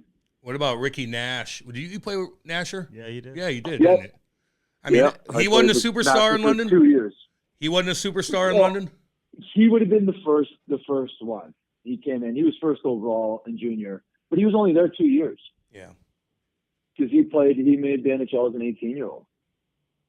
Yeah. He so did. he was there for 2 years, but he was I'm sure he garnered some attention, but like we all lived down by the highway, like right off the 401 there in South London or whatever, and the arena was there. We went to school kind of like we weren't going out downtown and going to all the restaurants and stuff because there really wasn't any until they built the arena there. And then we were starting to get around and we'd see more people as time went on. Hey, so what was Dale like? I mean, like how much did you learn from him? Because you had him in the NHL too in Washington, didn't you? Like, was he the same guy in Washington that he was in junior? Did you feel like, okay, you know what, he's best suited coaching in the OHL versus the NHL? Like, describe the Dale Hunters in both situations. Dale was a great coach in junior. I think. He was only retired a couple of years, I think, when he took over that bench. Maybe 3. Okay. 2-3 years. So, you obviously have a lot of respect for him, and it was great work with him. He showed me a bunch of tricks and stuff that with the puck and passing and power play stuff and all that. I learned a ton from him. from that point of view, and just getting ready for what it takes to be a pro and what the pro guys are doing. And he's fresh out of the NHL, so he really showed us what it takes to get prepared and how to play properly day in, day out. And then I had him in Washington for, I think he came in December maybe, and then just coached that year and then went back to junior. Yeah, because Bruce got fired. Bruce Barbecue Bruce got fired. Was I hired like 2 days later to go to Anaheim, I think. Yeah, he got fired, and then and then they brought in Dale. He did a good job. I think a lot of Knights have a particular way of playing, and I think he kind of was trying to bring that to Washington. And that's completely opposite of what was there, right? With Ovechkin and Semin and Backstrom and those guys. And with Bruce, they were a very high-powered offensive team. And then Dale kind of brought more of his traditional, more defensive style. So I don't know if the Stars took to that very well. Hey, in 2004, you guys were just loaded. You guys had so many different guys on that team. And then we played in the conference finals. Like, were you guys going in that against Guelph? Were you guys like, we got this? I mean, you're fucking shit-kicking guys all year long. Like, what was your mindset going in playing us in that conference final? Well, yeah, but we were we finished with, 111 points that year? And I think you guys finished with, 109. Oh, that's right. It was really close. Cam I don't remember. Hey, listen. My fucking memory sucks. Wides, man. My bad. He can't count that high. You guys were really good. Yeah. I'm pretty sure it was tight. We were going into that series knowing that probably whoever won this series was going to win the OHL championship. It was that. Mm-hmm. That was my thought going into that series, because you guys are really good. You guys had IA, St. Pierre, who else was there? You, Callahan, Girardi, Ryan Callahan. Ryan Callahan was there. I just looked at that team actually a couple of days ago when I knew I was coming on this podcast. Actually, I want to tell you a funny story about, or funny from my point of view. I don't know if you remember this, Cam, but so Cam was a force in junior, especially and I always knew whenever you were on the ice, and you're going out for a shift, and it's like, all right, Dennis is on the ice. I better pay attention to what's going on, right? Because I knew if I didn't, I was going to get blown up. So a puck got dumped in. I still remember this. It's in Guelph. I'm going back. It's on my strong side. I'm going back to wheel the net. There must have been a line change or something on that dump in. I came around the net. I kind of bobbled the puck. And then I got out from behind the net, and I looked up. And I was like, you were coming straight at me.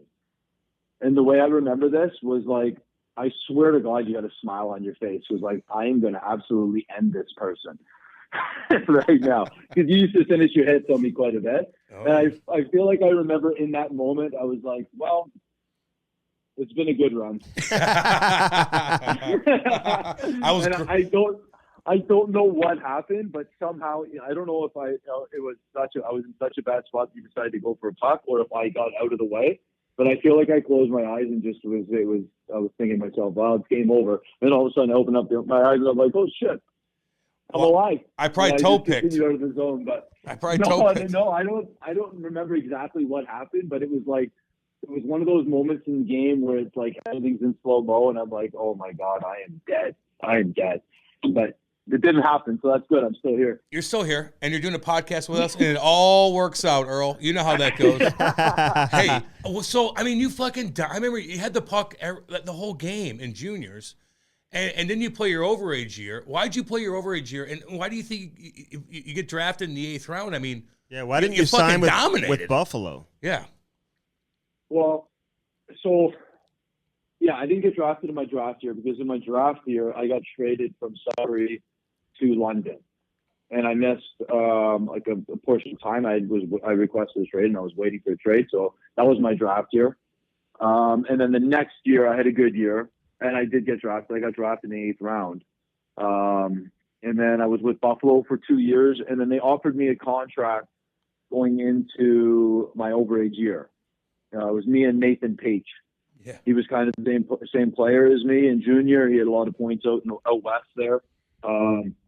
They offered him a contract and they offered me a contract, and he took it and I turned it down. I think it was because I think they would have still had his rights if he didn't accept it, but I was going to be a free agent. So I thought if I go back and have a good year, I'm a free agent and I can sign with anybody. So I turned it down, and then he signed his and stayed at Buffalo, and I went back to junior. But I think like at that time, I'm 5'11" and a half, not an elite skater. So I think at that time, I mean, it was the Darian Hatchers and Chris Pronger era, right? Like, I still think that if they don't change the rules in the 04-05 lockout to get rid of all the hooking and the clutching and the grabbing and calling the game as tight as they did after that lockout, I may never have played. Yeah. No, I know. It's interesting to look at it that way, man. But you were so good when you first got to St. Louis. Like, everyone knew it. You played a handful of games in the minors, maybe a full season in the minors before. Well, I played the 04-05 lockout in the minors. Okay. That fucking hardcore year with 15 heavyweights on every goddamn team. You mean that year? Yeah, I didn't have to deal with that. Who'd you have? But there was a lot of really good players too. Big time. Bergeron, those guys, boys. They were all in the AHL. The AHL was loaded that year. Loaded, dude. Yeah, but who are the heavies on your team? DJ King. DJ King. Okay. Great guy. Love him. Play with him in St. Louis. He was my roommate that year. Dwight and Dwight King. Dwight and Dwayne. Dwight's his brother. Yeah, Dwight's his brother. His name's really Dwayne. Oh yeah. Dwayne and Dwayne. Hey, but you got to St. Louis though. And listen, you had a great junior career. I mean, you look, first off, people go look at his numbers in junior. Jesus. Like, you had 3 consecutive years, I think, of scoring 20 plus or something like that. And the whole game. Yeah. I mean, whole game. So obviously they missed the boat in terms of the draft. And you're right, like the rule changes, it was more geared toward your game. But like when you first came to the NHL, like, first off, how did St. Louis all of a sudden start talking to you as a free agent? Like, who was the guy that first kind of created that relationship that led you to choose St. Louis and sign there? So I think it was Basil McRae. Okay, there you go. He's right there in London. He is a part owner or something, I think, of the Knights, like a silent partner maybe. Yeah. And he was involved with the Blues at some point. So I think he did a lot of convincing to get them to offer me a contract. And I ended up signing with St. Louis.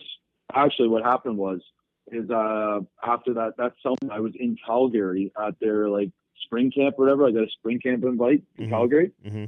So I was there, and I was there for like maybe 2 days. I did their fitness testing and stuff, which I was terrible at. And then all of a sudden, my agent called me, and there's obviously no cell phones. So I was on a payphone in the University of Calgary dorms, and my agent told me that I signed with St. Louis. And I said, "What? What do you mean I signed with St. Louis?" And he goes, "Yeah, we agreed to a contract with St. Louis." So I'm like, "We did? What did I get?" And then he told me, and it was like, I'm like, "Oh, okay." What'd you get? He didn't even call it. What'd you get? 500 G's? No, the signing bonus, I think it was 150. Okay. Yeah. I think at that time. Hey, that's all right. But you get to St. Louis though. Like, and you're in and the team was not very good, but it was a great opportunity for you to break in, be on the power play, all that type of stuff. And people saw your like puck moving ability, your shot, your offensive instincts. Like, it was a great opportunity for you to kind of establish yourself as a young player. But you're in a locker room with guys like, Big Walt and Dougie Waite and Billy Guerin, like all those guys. I mean, Arber Xhekaj. Like what was the environment like as a young kid just to watch these guys just kind of like have fun at the rink every day, even though the team was terrible? You know what I mean? Yeah. So that was the summer they had traded Pronger, and they were kind of like dismantling the team, right? Because they were selling it. Yeah, I believe. Yeah, no, you're 100% right. Yeah, they just traded. They got Eric Brewer, future captain, just like Pronger. Yeah. But hey, Brewer was a very good junior player. He did end up having a good career. Wasn't he like captain of the World Junior team or something? He was, and he played for like Team Canada and stuff. Yes, right? Younger guy, and he did. He played a highly touted prospect. He played in the Olympics in 2002. Yes. Yeah. So he wasn't a slouch. He was a good player. 100%. Who'd you hang out with on that team? Matt Walker walks. Matt Walker a little bit here and there. And Jay McClellan was there. Lee Stempniak was there. So I hung out with them a little bit here and there. Peelsy. I'm trying to remember. Lee Stempniak, I roomed with him for a while. He got scared of me. Probably. I know. He didn't go out much. And he was kind of cheap, too. Great kid, though. Yeah, nicest guy in the world. Very cheap, though. He would look in the yellow pages to get a haircut that's under $15. He was making $4 million. We had to bash him for that, dude. Yellow pages. Yellow pages. Oh, yeah. But did you like? Go ahead.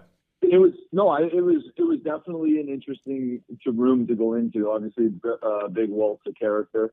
He's a huge presence in that room. So I learned a lot from him. We talked to him a lot.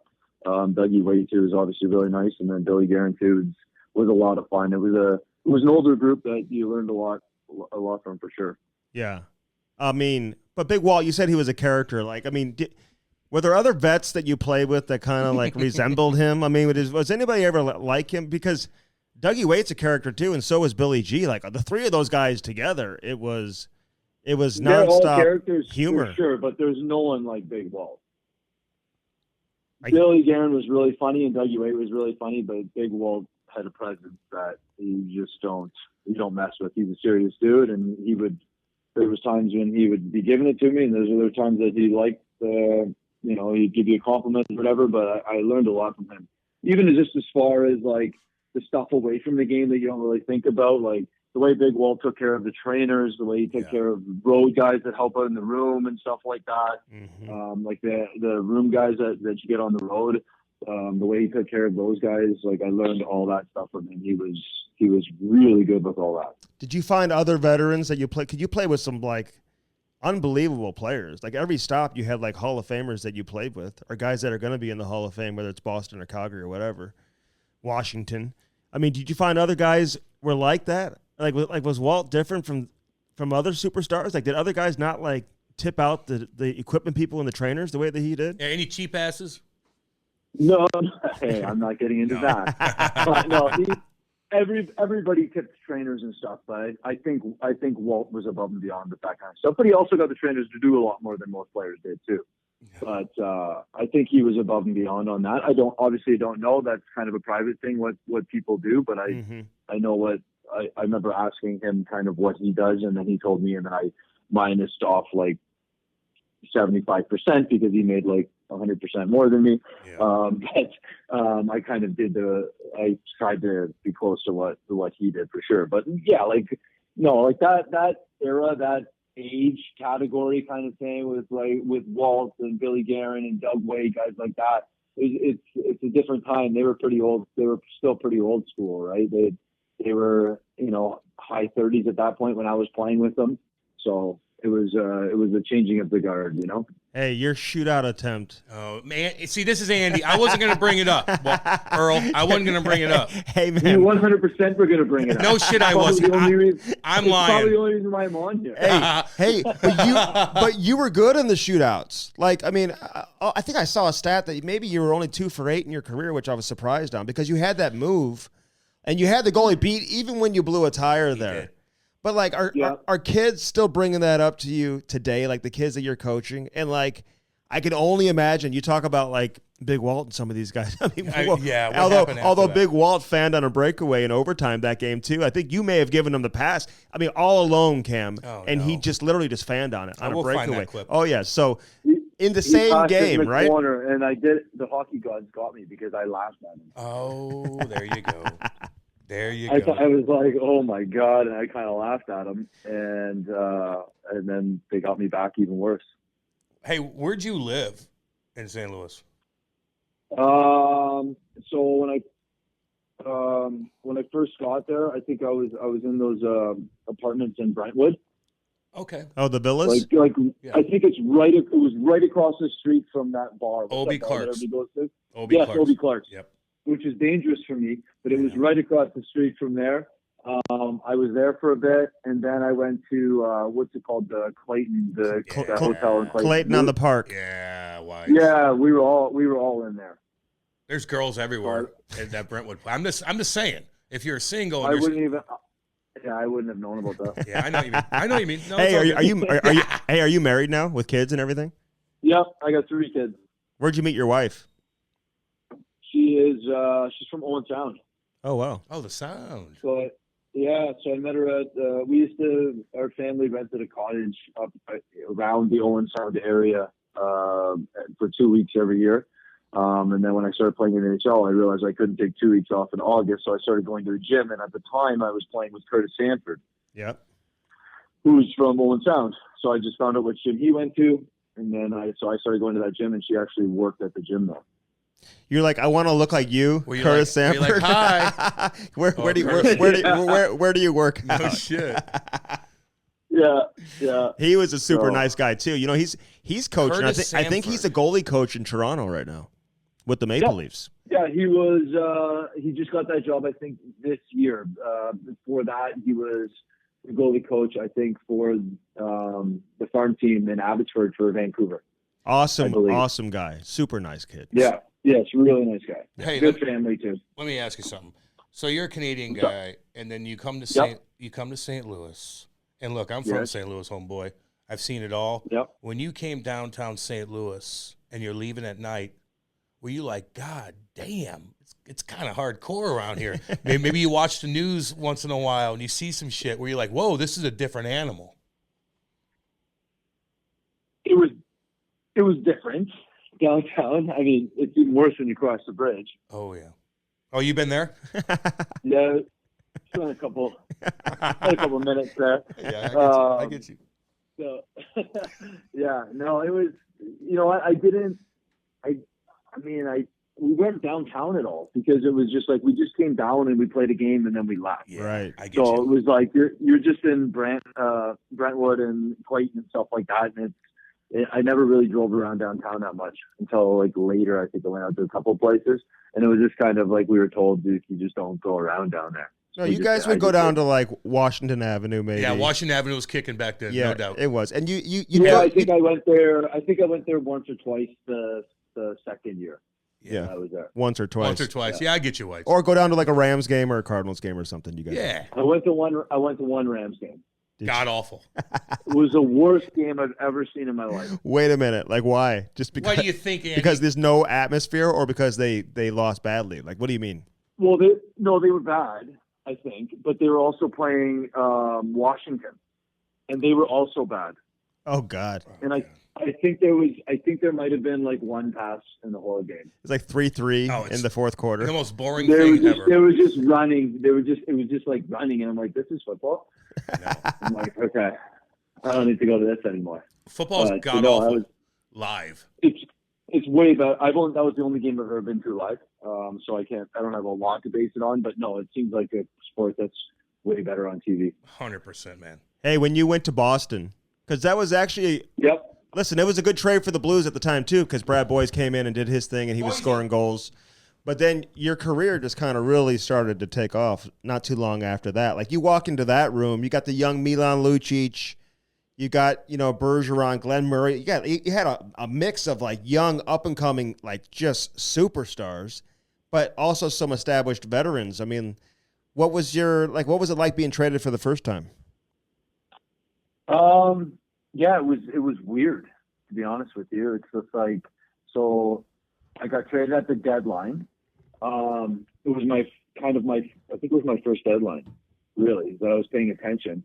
And I remember that day we had a game that day with St. Louis. We played on the deadline, which I don't think they do anymore. But I was watching Trade Center and all that, and I watched it right till 3:00. And then, the trades were done, whatever. So I lied down to have a nap for like half an hour before I came down to the game.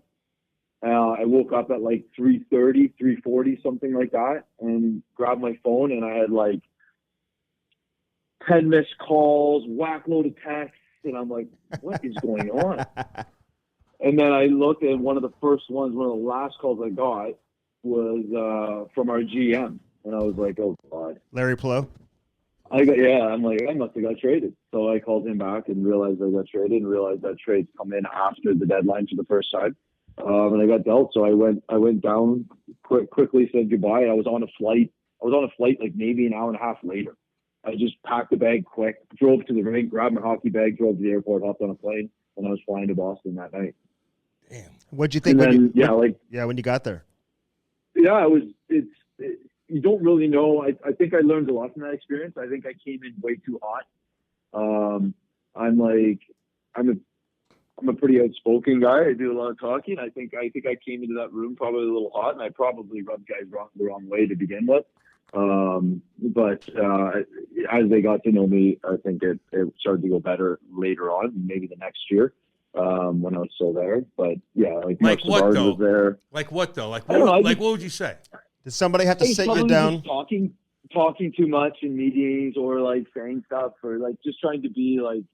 I think I was probably trying to fit in too quickly instead of just like letting it happen. I was kind of like forcing my way into the group. Like talking in the locker room, like no one really knows you yet, but you're like, let's go, guys, let's do this. And you're like, okay, buddy. Yeah, it would have been more like joking around or whatever. And I think I probably forced my way in there a little bit too quickly instead of just kind of like letting it happen. But did you think I learned from that experience for sure? Yeah, I get that. But did you think that team was eventually like they were on their way to winning a Stanley Cup? Because you got moved, I think, right like the year before they ended up winning. But like I said, they had that mix of like future. It was ways down the road. It was 4 years later that they won. Didn't they win in 2011? Well, I was there, so I went there. I think we were a couple points out of the playoffs when I went there, and then I think we lost 10 of the last 11 games of the season and missed the playoffs. Oh, God. Yeah, so that's that. And then I played 2 or 3 more years after that. And then I got traded to Florida for Horton and Campbell. Yeah, and then they won the Cup. Okay. They won the Cup that year. So I think I played 3 years in Boston. You were. I mean, you were there in 2009, 2010. I think they won in 2011. Oh, trust me. Andy's going to correct Andy. When you correct Andy, he's going to really dig down. Well, sure. I did the research. He does. They won the year after. Yeah, the year after. We were good. Yeah, we were good because that year we missed. And then I think the next year we got in the 8th spot or last spot. Mm-hmm. Montreal had won the Eastern Conference that year. We took them to 7 in the first round, lost. And then the next year we finished first. Montreal finished 8th.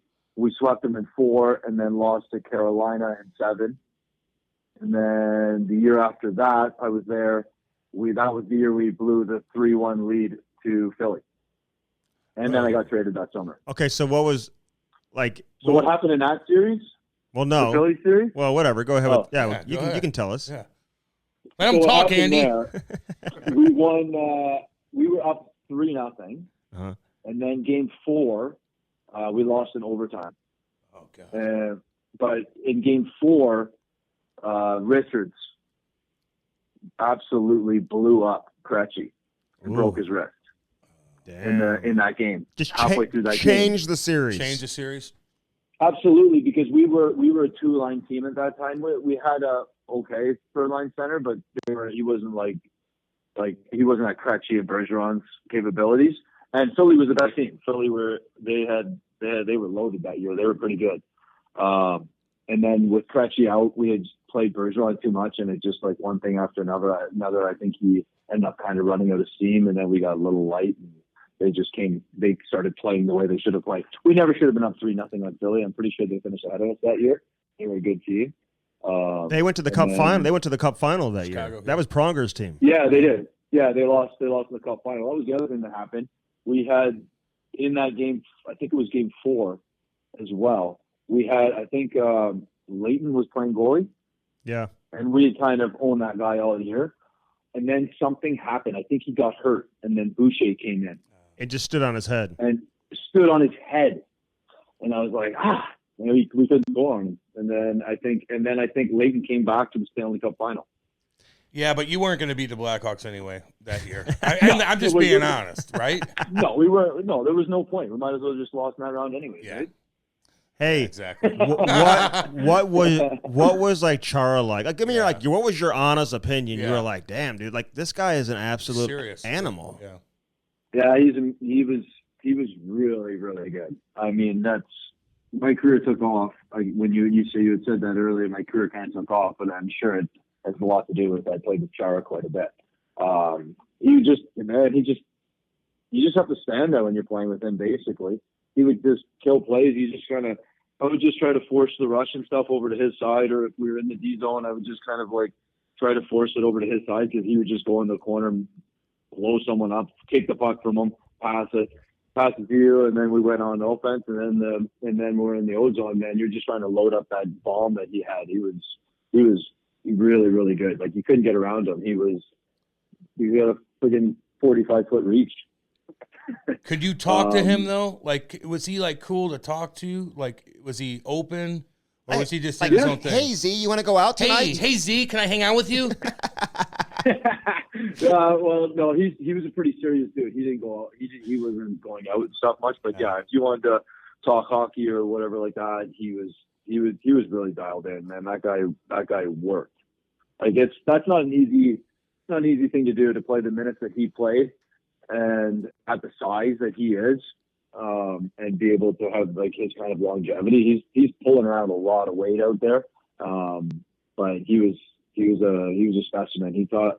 I learned a lot from him, watching how he prepared and how he took care of himself, night in, night out. I'll never forget one of my first couple weekends there. It was like my first year, and we had just played 3 and 4, I think, or either that or back to back. And he was playing like 33 minutes a night at that point, because we weren't great, right? And I had come in on the day off because I think I needed treatments or whatever, and I could hear weights clanging around in the gym. So I'm like, who's in there? So I go in there, and it's Z. He's in there doing like leg press with every plate they have in the gym. And I'm like, Z, man, what are you doing? We just played back to back. And he's like, oh, I didn't feel good, so I had to work out. I was tired. And I'm like, Z, you just played 34 minutes on back-to-back nights. Do you think maybe that's why you're tired, not because you're in shape? Like, holy smokes, man! He's like, get in here. He worked, man. So it's pretty impressive. He had a great career. Yeah, sure. He's that old school Eastern European. Fuck, who knows what he had to grow up doing, his daddy and all that shit. Man, it's in his blood. We just had Recchi. He fucking climbs mountains, man. I know. We just had Recchi on from that team too, like talking about some of those stories. But like Milan Lucic, when he first showed up, were you like, damn, dude. This guy, he's a little different. When Luch came in the room, I remember his first training camp. He was, you know how Luch walks around, eh? Like, he's got like a strut, he's got a presence to him, he's a confident dude. I remember the first training camp, you know, that first or second day, when there's like 60 people there. He was walking around with some guys. He had his Team Canada gifts on, you know, one of those guys. Yeah. And I'm like, who is this guy? Look at this guy. He's just strutting around the room, Team Canada stuff. I'm like, oh boy, look at this kid. And then he went out on the ice, and he just like was blowing people up and like scoring and making plays. I'm like, whoa, this guy's a player. And then he made the team. And I remember the first time I knew he was supposed to be pretty tough, but he just started fighting. He kind of like Xhekaj that way. He fought someone, and I'm like, oh God, this is not good. Oh, he beat him up. Mm-hmm. And then he just went up higher and higher, and then all of a sudden he was fighting like Chris Neal and John Erskine. He had a good goal with, and I'm like every time he squared off with these guys, I'm like, oh my God, Luch, that's a bad decision. Oh no, you did fine. Well, so except for the Erskine, a different guy. Except for the fight was the Erskine first fight. one. That was the first one that he got like hit hard a couple of times. Yep.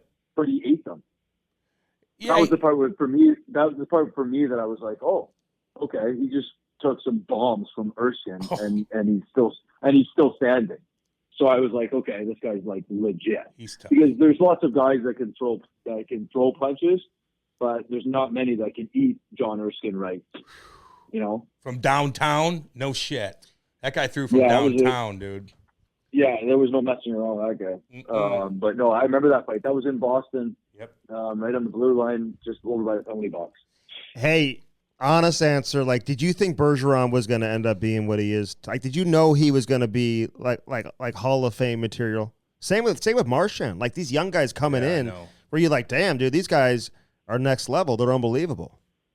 So Marchand came in. I played 1 year with Marchand. Yeah. Marchand came in. It was just his first year. I knew he was good. I to be honest with you, I can't remember like what I thought in that year.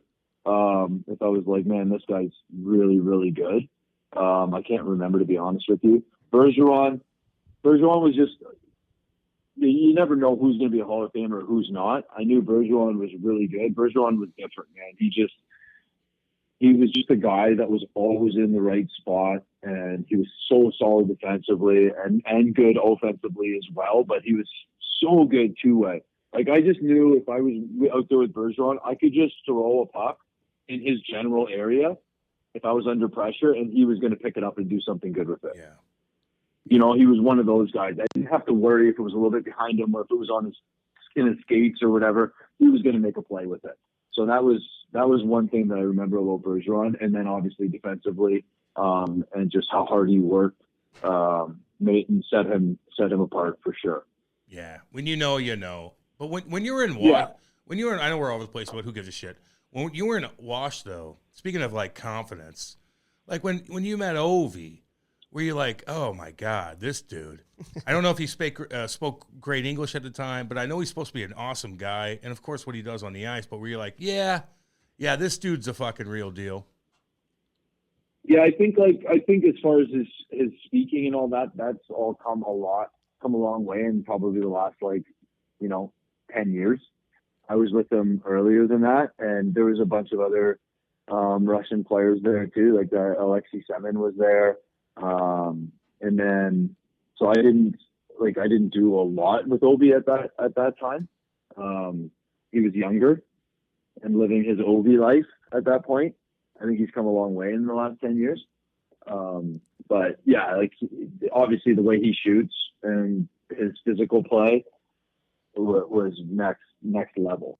Backstrom was a player, man. Yeah, Backstrom. What do you mean? Backstrom was like, go ahead. No, what do you mean by Ovi life? Like, what do you mean by that? He had a lot of fun. Yeah. Oh, yeah, okay. Yeah. I'm just asking, Andy. He has that track record, you know. Yeah. Oh yeah. But he shows up when he was younger, but he shows up and he competes and he plays hard every night. Maybe he had a down year. He only scored 38 when you were there in Washington. At least he's not a nerd, though. At least he's like, fuck, I'll go party and then show up the next day and bust my ass. But absolutely. Yeah, he had a down year was probably because I was passing to him. Oh, there you go. Hey, but what you're saying is, I remember Oshie saying that too. Like after he got traded to Washington, and everyone's asking him about Ovi, and he's like, dude, this Backstrom guy, like he's like the most impressive player on the team. He's unbelievable. Quiet. He's just quiet. I think Nick Backstrom has been the most underrated player for a long time. Yeah. Obviously now it's like at the end of his career, He's but hurt. through the first 10 years there, through their run of all those years with all those goals, Backstrom is a player. Mm-hmm. Besides Mark Savard, those two are like two best passers that I played with. Yeah, we had Savard on too, man. Great guy. And you see him now in the OHL, right? He's coaching in Windsor. Yeah, I see him. Okay. Who's the head coach at Kitchener? It's Chris Dennis is his name. Okay. He played. This year is his first year. No, he didn't. He worked a bit with the Leafs for a little bit. He was there for a few years, video coach, assistant coach, and then he did 3 years in the American League with Rocky Thompson in Chicago there. Rocky. Yeah, and then he did a year in Barrie last year, and then this year is his first year as the head coach in Ontario Hockey League. Hey, you mentioned Xhekaj a couple times, Mm-hmm. and you had him obviously in Kitchener. It's funny because everybody calls him Wi-Fi, and that nickname was given to him by a kid here in St. Louis, like who's good buddies with Chris Wideman, who's playing in Montreal right now, who like he went to high school with at like Chaminade High School here in St. Louis, who was like, dude, that guy, his last name looks like a Wi-Fi password. And all of a sudden Wideman says that like the next day at the rink and it sticks and everybody calls him Wi-Fi. But he's 6'4", 240 pounds, man. He's 240? Yeah. Not drafted. And he's fighting and crushing everybody he fights right now. Like, did you think that this guy was going to go to the National Hockey League and make a name for himself the way that he has here in his rookie season? Because he's quickly become like not only a fan favorite there, man, but people like watching him play. He's like a throwback who can also play the modern game, you know? Yeah, he came to us undrafted into I remember him in training camp, and he was a big kid then. He was tall, wasn't a great skater. But he had some hands, and he was physical, but he wasn't as physical as he is now because he wasn't skating as well. So he couldn't, he wasn't throwing the hits and stuff that he does. And then he just got better. We helped him a little bit with his skating, and then his hands kind of took over, and then he put on. Man, when he came here, he was still big, but he was like a skinny little guy. And then he put on muscle like crazy over his junior career. That guy worked so hard. He worked so hard in the gym, and he got so much stronger. And then by his 19-year-old year, he was dominant. And then overage year, he was obviously really, really good. But best defenseman in the league by far, in my opinion. Just a really good player. Just a good story, you know. He's a real good kid, good family.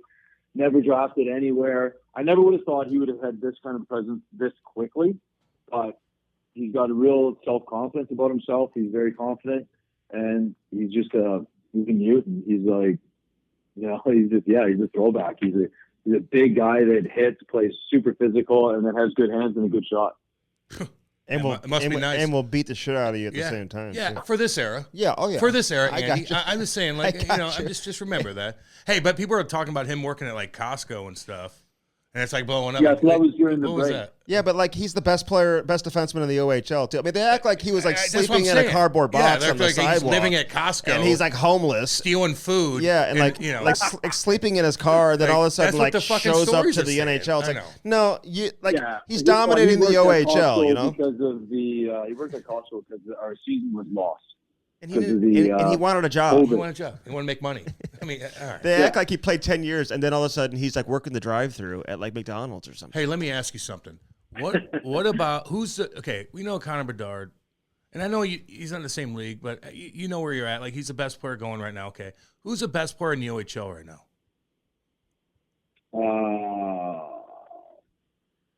Who's the best player? He heard you. Well. The best player in the OHL. That we just played him last night. That Voigt is very good. He plays for Sarnia. He's a Maple Leafs draft pick. Okay. He's a really good offensive player. He's really good, but probably like one of the best ones all around. I'm just thinking draft eligible guys. That Barlow kid in Owen Sound is legit. Yeah, he's good. I watched him play in the prospects in game. the top prospects game. Yeah. He plays 200-foot game kind of thing, and then he can shoot the puck from any, and like kind of like Bergeron, but he's got a rocket of a shot. He's a good player. Hey, do you have? Anytime you're 17 years old with a full beard, man, you're gonna be ready. Going through puberty already. Good for you. Hey, you don't have to deal with it because you're the assistant coach. But do parents call the GM and complain? Do you have like kids that like? They just struggle being away from home. I mean, they're like kids. They're teenagers. Some of them probably struggle being away from home and just dealing with adversity, right? Yeah, I think, that part's changed. I hear little bits and pieces sometimes. I think there are some parents calling Max sometimes with certain situations, and agents call a lot. I mean, that part of the game has really changed. Like my mom called my junior team. I would have killed her. Oh my God! So embarrassing. Come on. There is no way that my mom would have called the GM, but it's different now. So and nor would the GM have ever been open to letting a parent call either, right? Fuck no. So, but it's different that way now for sure. Well, why though? But why do you have to answer that call? Why? It's a business. I don't know. All right. Yeah. I'm not the GM. I don't. I'm just Yeah. saying. I don't know. Well, I think like it's, you know, you're taking care of their kids, right? Like their kids are coming here at 16 years old, and you know, some of them have never been away from home, and you're supposed to be kind of like, I get you. You're kind of helping to raise them a little bit, Yeah. you know, in Yep. a certain. These are really formative years for these kids. So you're trying to like get them into adulthood, and they're here for 10 months out of the year, right? So you're overlooking their schooling, and you're making sure what they're doing away from the rink and on the ice, off the ice. The parents they're away, so they're I'm sure a lot of them are worried, you know. Yeah, I get that. But man. why? I get that. There's kids in the NHL that are like, they deal with like anxiety and shit like that. I mean, they deal with some real issues, man. I mean, it's like, We all do, you know. man. So when they're, I mean, I agree with what you're saying, but like 16, 17, man, you forget how young they are, I know. but the parents. Yeah, but so you make that I choice think though, man. You know what you're getting into. You're leaving home. Yeah, but in the NHL, when if they're dealing with whatever they're dealing with, the NHL has endless like supply of professionals to help kids, right? There's people everywhere, and I junior gotcha. programs are. We're probably the biggest junior program with the most kind of support available for the kids, probably in the league, Mhm. just because of this organization. But I think in junior hockey, a lot of that would fall onto the GM, right? Yeah. Because they just don't have the resources to have, you know, a sports psychologist or regular psychologist, you know, this and that and all the stuff like you would have in the pro world. Yeah. Hey, what do you think of this Connor Bedard kid? Like, where do you rank him? Like, if you had to throw coin down, Earl, about how good this kid's going to be, like, how good do you think he's going to be? I can't. I've seen him play World Juniors, and I've seen him play in the top prospect All right, team. that's all good. Yeah. He's So seen him. No, I know what they're doing. I know. He's putting up crazy points. Yeah. He's seen him play as much So- as you have. Okay, well, maybe because they Or all right. more. That was a dumb question. My It's bad. not bad. It's All not a bad Well, question. no, he's extremely good. He's putting up Connor McDavid points. So, I mean, it's like you have to think he's going to get close to that. He's smaller though, right? Like, how big is he? Not very big. He's like 5'10". He's got big forearms. Does he? Yeah. He like, So, but like in the prospects game, Dennis, he's like hitting people. Like he's like, Oh, really? but like they're not even expecting it. He's like, does he always play like that? Like, what was he doing? He's like running around like Why trying. you ask him? He doesn't see him play, Andy. I know. Just I like know, I asked. I know. Why Sorry. are you saying this? And But you're a he's- journalist. You went to school for this shit. He's like running around trying to crush guys. I'm like, he might have to settle some of that down. I mean, unless maybe that's a part of his game. I don't know. Yeah, I don't know. I don't know. I haven't seen him play enough, but he seems to be real good. How's your relationship with, I forgot his name, the head coach of Kitch? Like, do you guys ever sit there and like, well, let's do this play? And you're like, well, no, I think we should do this play. Like, does that happen a lot? You're like, I used to give it to Like- Ovi in this situation. Like, I know how to fucking walk the line, motherfucker. Like, do you guys, is there any, I don't know, like, how does that go down? How to walk the line. Yeah, I mean, there's, I mean, we're here all day, every day, and we're watching over clips, and there's definitely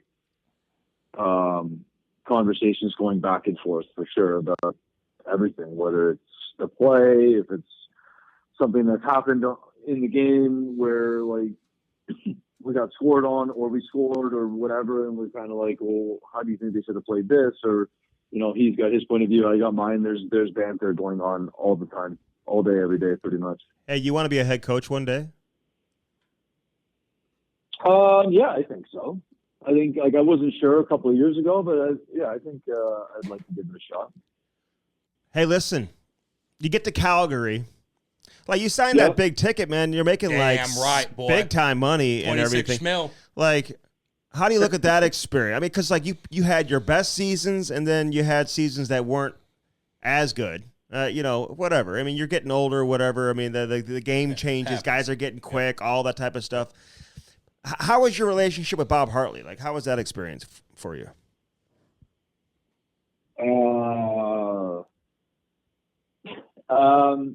It was, me and Bob we didn't see eye to eye most of the time. I don't think it was great. I think it got better in stretches, and then it was up and down. Like when you say you don't see eye to eye, like what does that mean? Like you're like, whoa, I want to do this on the power play. He's like, no, dude, like what do you mean by that? And you're not the first one to say that about Bob Hartley. Yeah, either. no doubt. So you're all good. I don't think Bob Hartley understood my humor. Oh, okay. So I think like. You're like, fuck you, Bob. I'm just joking. He doesn't understand it. Hey, Bob, cool shirt. Nice Subaru. I think that's probably how it started. And I don't think he was really old school with like how you practice and like working hard. And I don't think I was like the hardest worker in practice. So I think that rubbed him the wrong way too. Yeah. I was especially at that point, I think there was probably a lot more I could have given in practice. So I don't think that was great. And that's partially my fault. But a lot of the stuff I had with him was mostly jokes that I would make that either whether it was a language barrier thing or he just didn't like me. So he took it like I wasn't joking. And then I would find out later that he was mad at me for 2 weeks about it, and I didn't even know. So it was stuff like that. Yeah, sure. That's petty. And As you're established. Even the year you had your best season when you scored 15 goals and like almost 70 points, whatever it was, 60 points. Like I think you were a healthy scratch to start the year, weren't you? Did I get scratched that year? What's that? One of the years I got scratched, like the first game of the season or something. And it might have been that year. Yeah, then you tore it up. Yeah, that year we were good. We got along that year. Hey, funny how that works. No, I think that might have one of the years I'd gone into his office and had a meeting with them and kind of just tried to explain my humor. And I think they kind of got it for a bit. That might have been that year. Mm-hmm. So I went in there, I was in his office, and I know they were mad at me about something came to my attention that I had said that they didn't like, and it got brought up in a meeting. And do you know Brian McGrattan at all? Of course, man. It's my boy. Okay. So Gratz and I have a lot of the same humor, kind of. So he would say a lot of like ridiculous stuff, but it was funny. It was funny because he's joking. Yeah. And I kind of had the same humor along those lines. So I just said to them, I said, you guys like Gratz, right? They're like, oh, yeah, we love him. I'm like, you guys think he's pretty funny, right? Yeah, he's funny. I'm like, okay, so why is it if he says something, it's funny, but if I say the exact same thing, I'm a dick? Well, and then he's like, oh. And then it kind of like, I think after that, it was better. Well, are we in elementary I think they school? kind of saw it that. What's that? Well, like that's like what though? It's are you petty? talking? It's petty. It's the most petty shit I've ever heard. Like, so are you talking just like in the locker room when the boys are fucking hanging out and we're doing their thing, or maybe you're on the bus and the coaches are in front and you're all talking loud and you're chirping and they got pissed at like that, or is it something you said directly to Bob?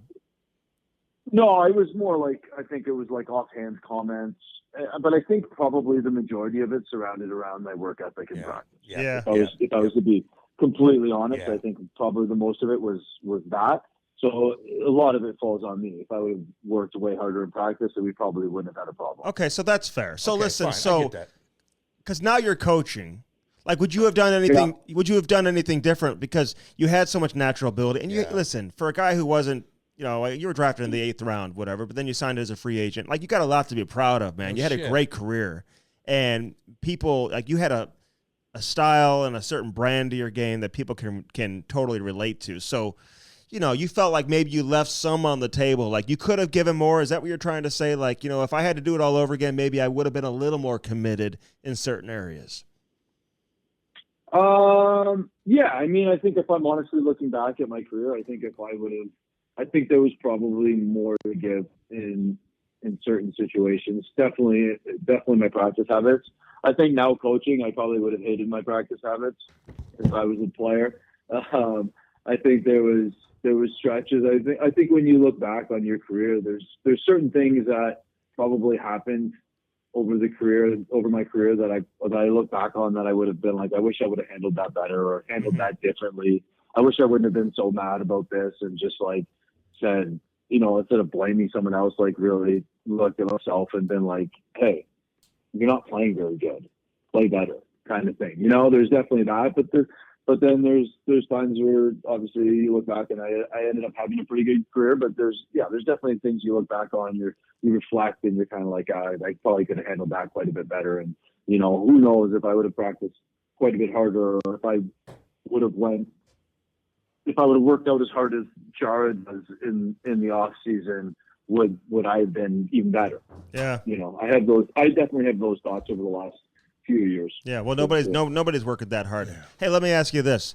When you had the referee incident, Dennis, like, how hard was that for you to deal with? Like, when you went home and everyone's talking about it, and it's like, you watch the replay, you took this hit, you could tell that you were a little bit like dazed and confused.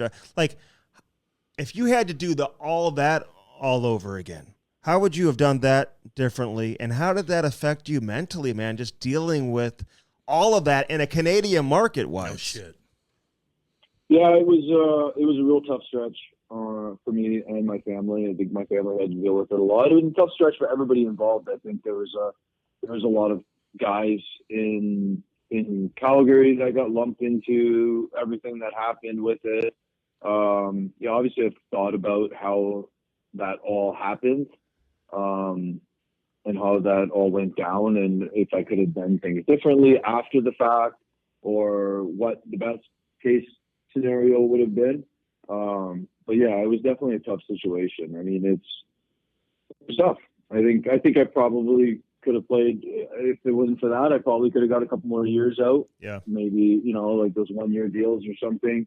But it is what it is.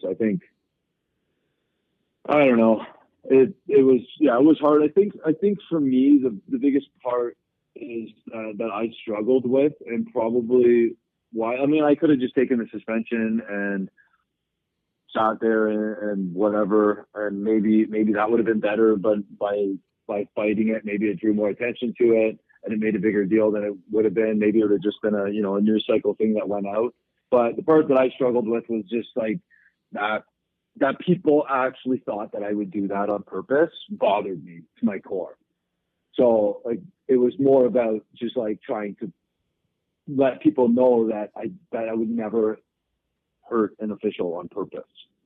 And that was kind of what that was about. So maybe that was a dumb thing to do. I don't know, but that was just the way that's what made me angry about the whole situation. Yeah. That people out there actually believed that I would do something like that intentionally.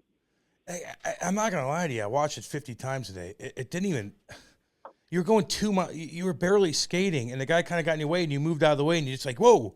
It's like a reaction. Like, I'm watching this, and I'm like, what? Like, okay. Like, that happens like once every other game. Somebody runs into a ref or something. I don't know. I look at shit, man. We have so many different guys on, so many different people done so many different things, including myself. And I look at that play, and I'm like, I don't know. I just, it's confusing to me because it blew up so fucking much. And I'm like, is there something else? Did you step on his head? Like what? No, I mean, there's a lot of stuff. I think there's a lot of stuff behind the scenes that goes into that kind of thing. I think it blew up pretty big. I think it was on like the next day. They might have been talking about it on like Good Morning America. Oh God. So anytime it goes into that kind of press area, it's going to be a big deal, right? Yep. So, Yep. Well, because it was being painted like you assaulted the official. That's how they were like down here. Like they were like painting that. That's how the story was delivered. Like a player assaulted a referee on the ice. After him. Right. I mean, and if you took no background into the situation and didn't watch what happened, and you just showed the clip of me skating from the blue line to the bench, and then that, you would probably think that I just buried a ref for no reason. They gave you the 20 games. Jesus. Even though you sat 19, when they reduced it to 10, did you feel any better after that? Yeah, because I think that was probably, I mean, I guess what it should have been, because it was like, I think the 10 game thing was like, that's like, it's automatic 10 games for incidental contact with an official, right? Mm-hmm. So, and then anything over that is intentional. 10 games is unintentional. I think it's just it was like an automatic suspension. So if I would have got 10 games right off the get-go, then it would have just been that and nothing else.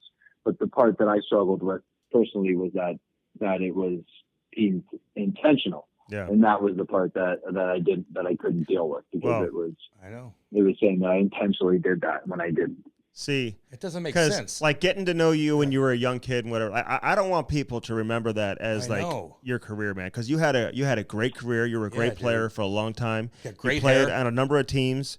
Great flow. And now you're and now you're coaching, man, and people, and that's why we like bringing you on, man, because we want people to know all about like everything else you accomplished. So how were guys like Iginla and Giordano and the leaders on the team? How were they with you when this went down? Did they support you? Well, Iginla was gone. Good one, Andy. Well, good one, Andy. You did play with him, just for the record. Yes, he was before. He was at that point. He was either in Boston. Okay. Either Boston or Colorado. He might have even been in Colorado at that point. Okay. Or Pittsburgh. But the guys stuck up for you though. Was the captain. Yeah, they were good, but it was also a very touchy situation. There was, there's people within the organization that were getting dragged into certain things, and it was pretty touch and go. So it was, no one was talking about it, but away from the rink, my closest friends on the team were supportive, but it was also later in the year, and they were concentrating. You know how it is when you're playing. Yeah. When you're playing and it's getting down the stretch of that season, it's just what's right in front of your face, and you're just focusing on the next day and the next practice. You're not really thinking about anything else that's going on around you. If you get hurt in that time and you're not playing, you're kind of away from the team. When you're in it, when you're playing, you're laser focused just on that next practice, that next game, that next thing, and anything else that's going on around you, you just block it out. So it's just the way it is. Well, I'm glad you got a lot of your money back. Oh God, yeah. Because it was like 500 G's or whatever it was, so you got at least half of that took back. A ding. We've all got suspended. Why? It's all good. Hey, did you ever talk to the linesman? I think Don Henderson's his name. Did you ever talk to him? No. Okay. It's over now anyway. It doesn't matter. Who gives a shit? That's right. Hey, I'm not going to lie to you, dude. I've done 50,000 things way worse than that in my life. And on the ice. I hit Andy the other day in an alumni skate. I almost fucking killed him. He's my moneymaker. I almost killed him. He should have. Jesus. Why? He should have gotten 25 I should have got 25 games. Like, I did that the other day in a goddamn alumni skate. Don't worry about that bullshit. Yeah. Hey, are you all? Turn it off, eh? I know. Well, I can and I can't. I don't know. No, I can't. It's all good. I hold it in. Hey, so are you all good? Are you where are you living at? What kind of setup do you got? Waterloo. Okay. So you're right there. Waterloo. You got a nice setup. Like, do you like boats? What's your fucking hobby, dude? So I got a place here in Waterloo. I'm there, and then I spend the summer at my cottage up in the Muskokas. So I got a few boats up there. Of course you do. Of course you do. Muskoka, with all the big heavy hitters, all the fucking Leafs, all the fucking big boys.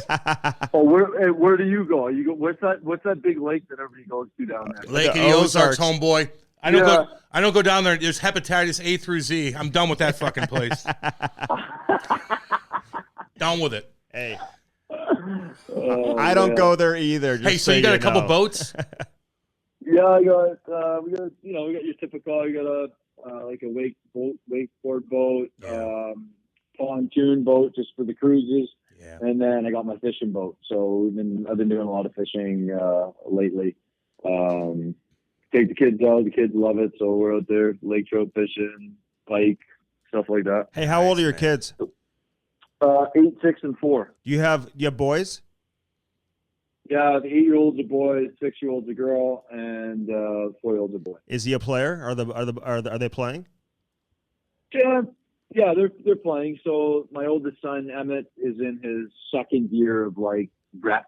Yeah. So up here, I don't know if you know this, but up here for the first up until they're 8 years old, they play these half ice games. Yeah, they split the ice in half. Same here. Yeah. I don't know if you're doing that down there. So he just started full ice 2 weeks ago. Okay, that's cool. Yeah, so we're doing the same thing. We're just starting to see what he is, and he's pretty good. He's not bad. Next year's his first year for AAA tryouts. Okay. So we'll see if he makes the team or whatever. But he's not like a phenom or anything. But yeah, he works hard. He's great. He great grinds. How's he in shootouts? Oh, Andy, stop being a dick. Andy, we haven't had any shootouts. How are you in shootouts? Oh, sit down, Andy. I'll send you video, homeboy. I'll send you some video, dude. Trust me. He ain't no good. Hey, can I really honestly say this though? Because of all your time here in St. Louis, especially, and I think watching you leave here, and you had so much success, dude. Everyone knew you were a really good player. I can't even remember that game. I don't even remember it. So. There you go. There you go. Okay, does that make you feel better?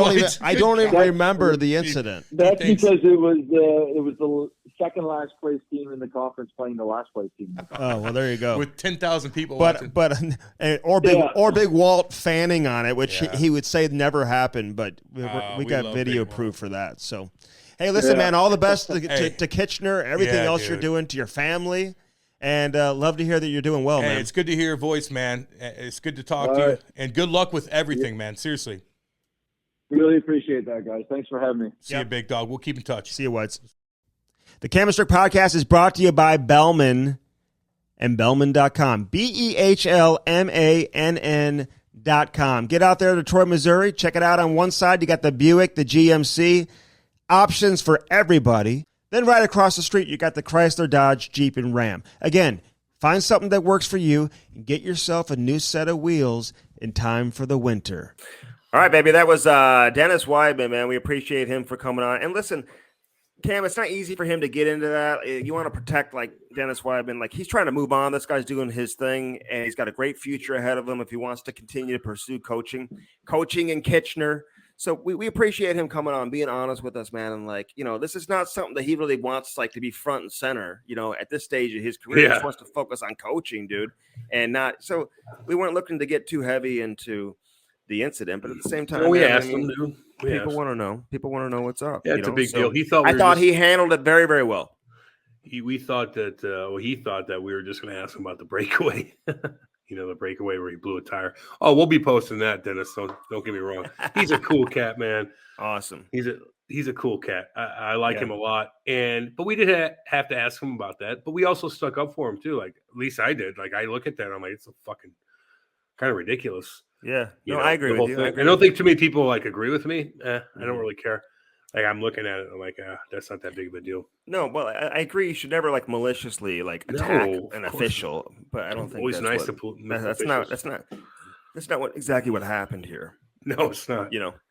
So you like that Bunting? Cool. You like that Bunting kid from Toronto who's always losing his mind? Well, he's flopping too much. I went on a Toronto network the other day. Mm-hmm. And they asked me, and it was cool. The Leafs lunch, awesome. They're so sweet, and they listen and all that stuff. So. But they asked me about Toronto. I'm like, you guys know more about that team than I do. You just know more about that team than I do. And the big takeaway is what are you going to do in the playoffs? It's whether the big boys are going to change their mindset or not, and be able to get used to get hit every 2 seconds. And it's harder to do everything. So if they take it to the next level, you're going to win. That's all there is to it. That's it. It really is. So. But I went on there, nice people, and they're asking me about Buchnevich, and I go, yeah. I go, he ain't going anywhere. I'm like, they're what do you think? Do you think they'll trade Buchnevich? And I'm like, I go, hell no. I don't. I also said that they were going to trade Ryan O'Reilly for Tage Thompson straight up, and I think they believed me for 30 seconds. Yeah, that'd be an interesting. That already happened once, actually. Although it wasn't for straight up. Straight up. No, it wasn't. And Buffalo's doing all right now. Man. Hey, this current regime who's doing a good job in Buffalo, they didn't trade for Tage either. So it's the previous regime that took so much heat, and everyone's like, see, they're fucking. Hey, they still brought you Tage in that deal, So they did something right. That Rasmus Dahlin's a hell of a player though too. Hey, Vegas is terrible right now. You got Jack Eichel, who's I think he's got 2 goals and 3 assists in his last 11, something like that, since the turn of the new year. Statistically, Vegas is absolutely brutal in every category. Bruce Cassidy was considered a Jack Adams favorite at one point this season. Now all of a sudden, he's not even in contention. They should make the playoffs, but you never know. Now they lose their captain who's having back surgery again. From what I understand, he's not happy. And like, there's something about like what went down internally with the Vegas Golden Knights and their medical that led to him having to have the operation done twice, Cam. I mean, it's one thing to have a back surgery once, but then if you have to go back in there and do it a second time, oh God, somebody's not doing what they're supposed to do. And they've had a lot of drama all these years and the way they've managed the cap and everything else. And we'll see. He's got to sit back and let it play out. There's still a lot of hockey left, so we'll see what happens with Vegas. Hair Club, hairclub.com. Again, hairclub.com/Cam Strick. Do what Cam did and go in there and just be confident. Walk out with even more confidence. You got to walk. Just get your ass through the door. Just get in there and get your consultation done. I'm telling you, that's going to help you take it to the next level. Yeah, you're 100% right. firstform.com/Cam Strick. firstform.com/Cam Strick. Do all your ordering from that link. Go there. And check out their website, dude. They are unbelievable in all facets. They are truly like taking this universe by storm, dude, with everything they do. Everything they do is like done right, and it's like perfect. And we could not be happier than a partner with our friends over there at First Form, dude. They are the best. Bellman and Bellman.com, dude. Go there, Cam. At Bellman, you don't find any what? No, it's fucking dead. Yeah, they'll probably serve you sushi when you go in there, actually. That's a stupid thing to say. I get this. I'm going to a car dealership and I'm like, oh, I'm eating sushi there. Like, it's so dumb. That doesn't help their anything. I don't get that. Well, you know what does help is the selection that they have with all their with everything they have, man. They got it all. Kicker like I do. Yeah, I mean, that they got the 5 Honda 6.4 Hemi. Hey, stop talking with your shitty ass audio. Is it bad? Yeah. Really? I'm just letting my people in Saskatchewan know right now. Bellman.com. Check it out. Get there today and check out their amazing selection. Again, everybody gets approved. You feel like you have credit issues, you're going through a hard time, just talk to them, man. Like they will walk you through every step you need to go through and make sure you drive out of there with a new set of wheels. Okay, they'll take care of everybody, man. They're here taking care of all the people. Sparks Skate Sharpener. Take your game to the next level. There's only one way to do that, and that's to make sure your skates are done right. Use the Sparks and do it today. SPARX. Use that promo code Cam and Strick, and you'll make sure you're taken care of and done the right way. SPARX. Sparks. 25 NHL teams are using Sparks.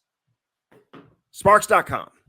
Use that promo code Cam and Strick. Don't forget. And again, gel sticks, man, the number one training mechanism for hockey players. Get that weighted stick handle with it. You can toe drag a little bit, toe drag them Cougars.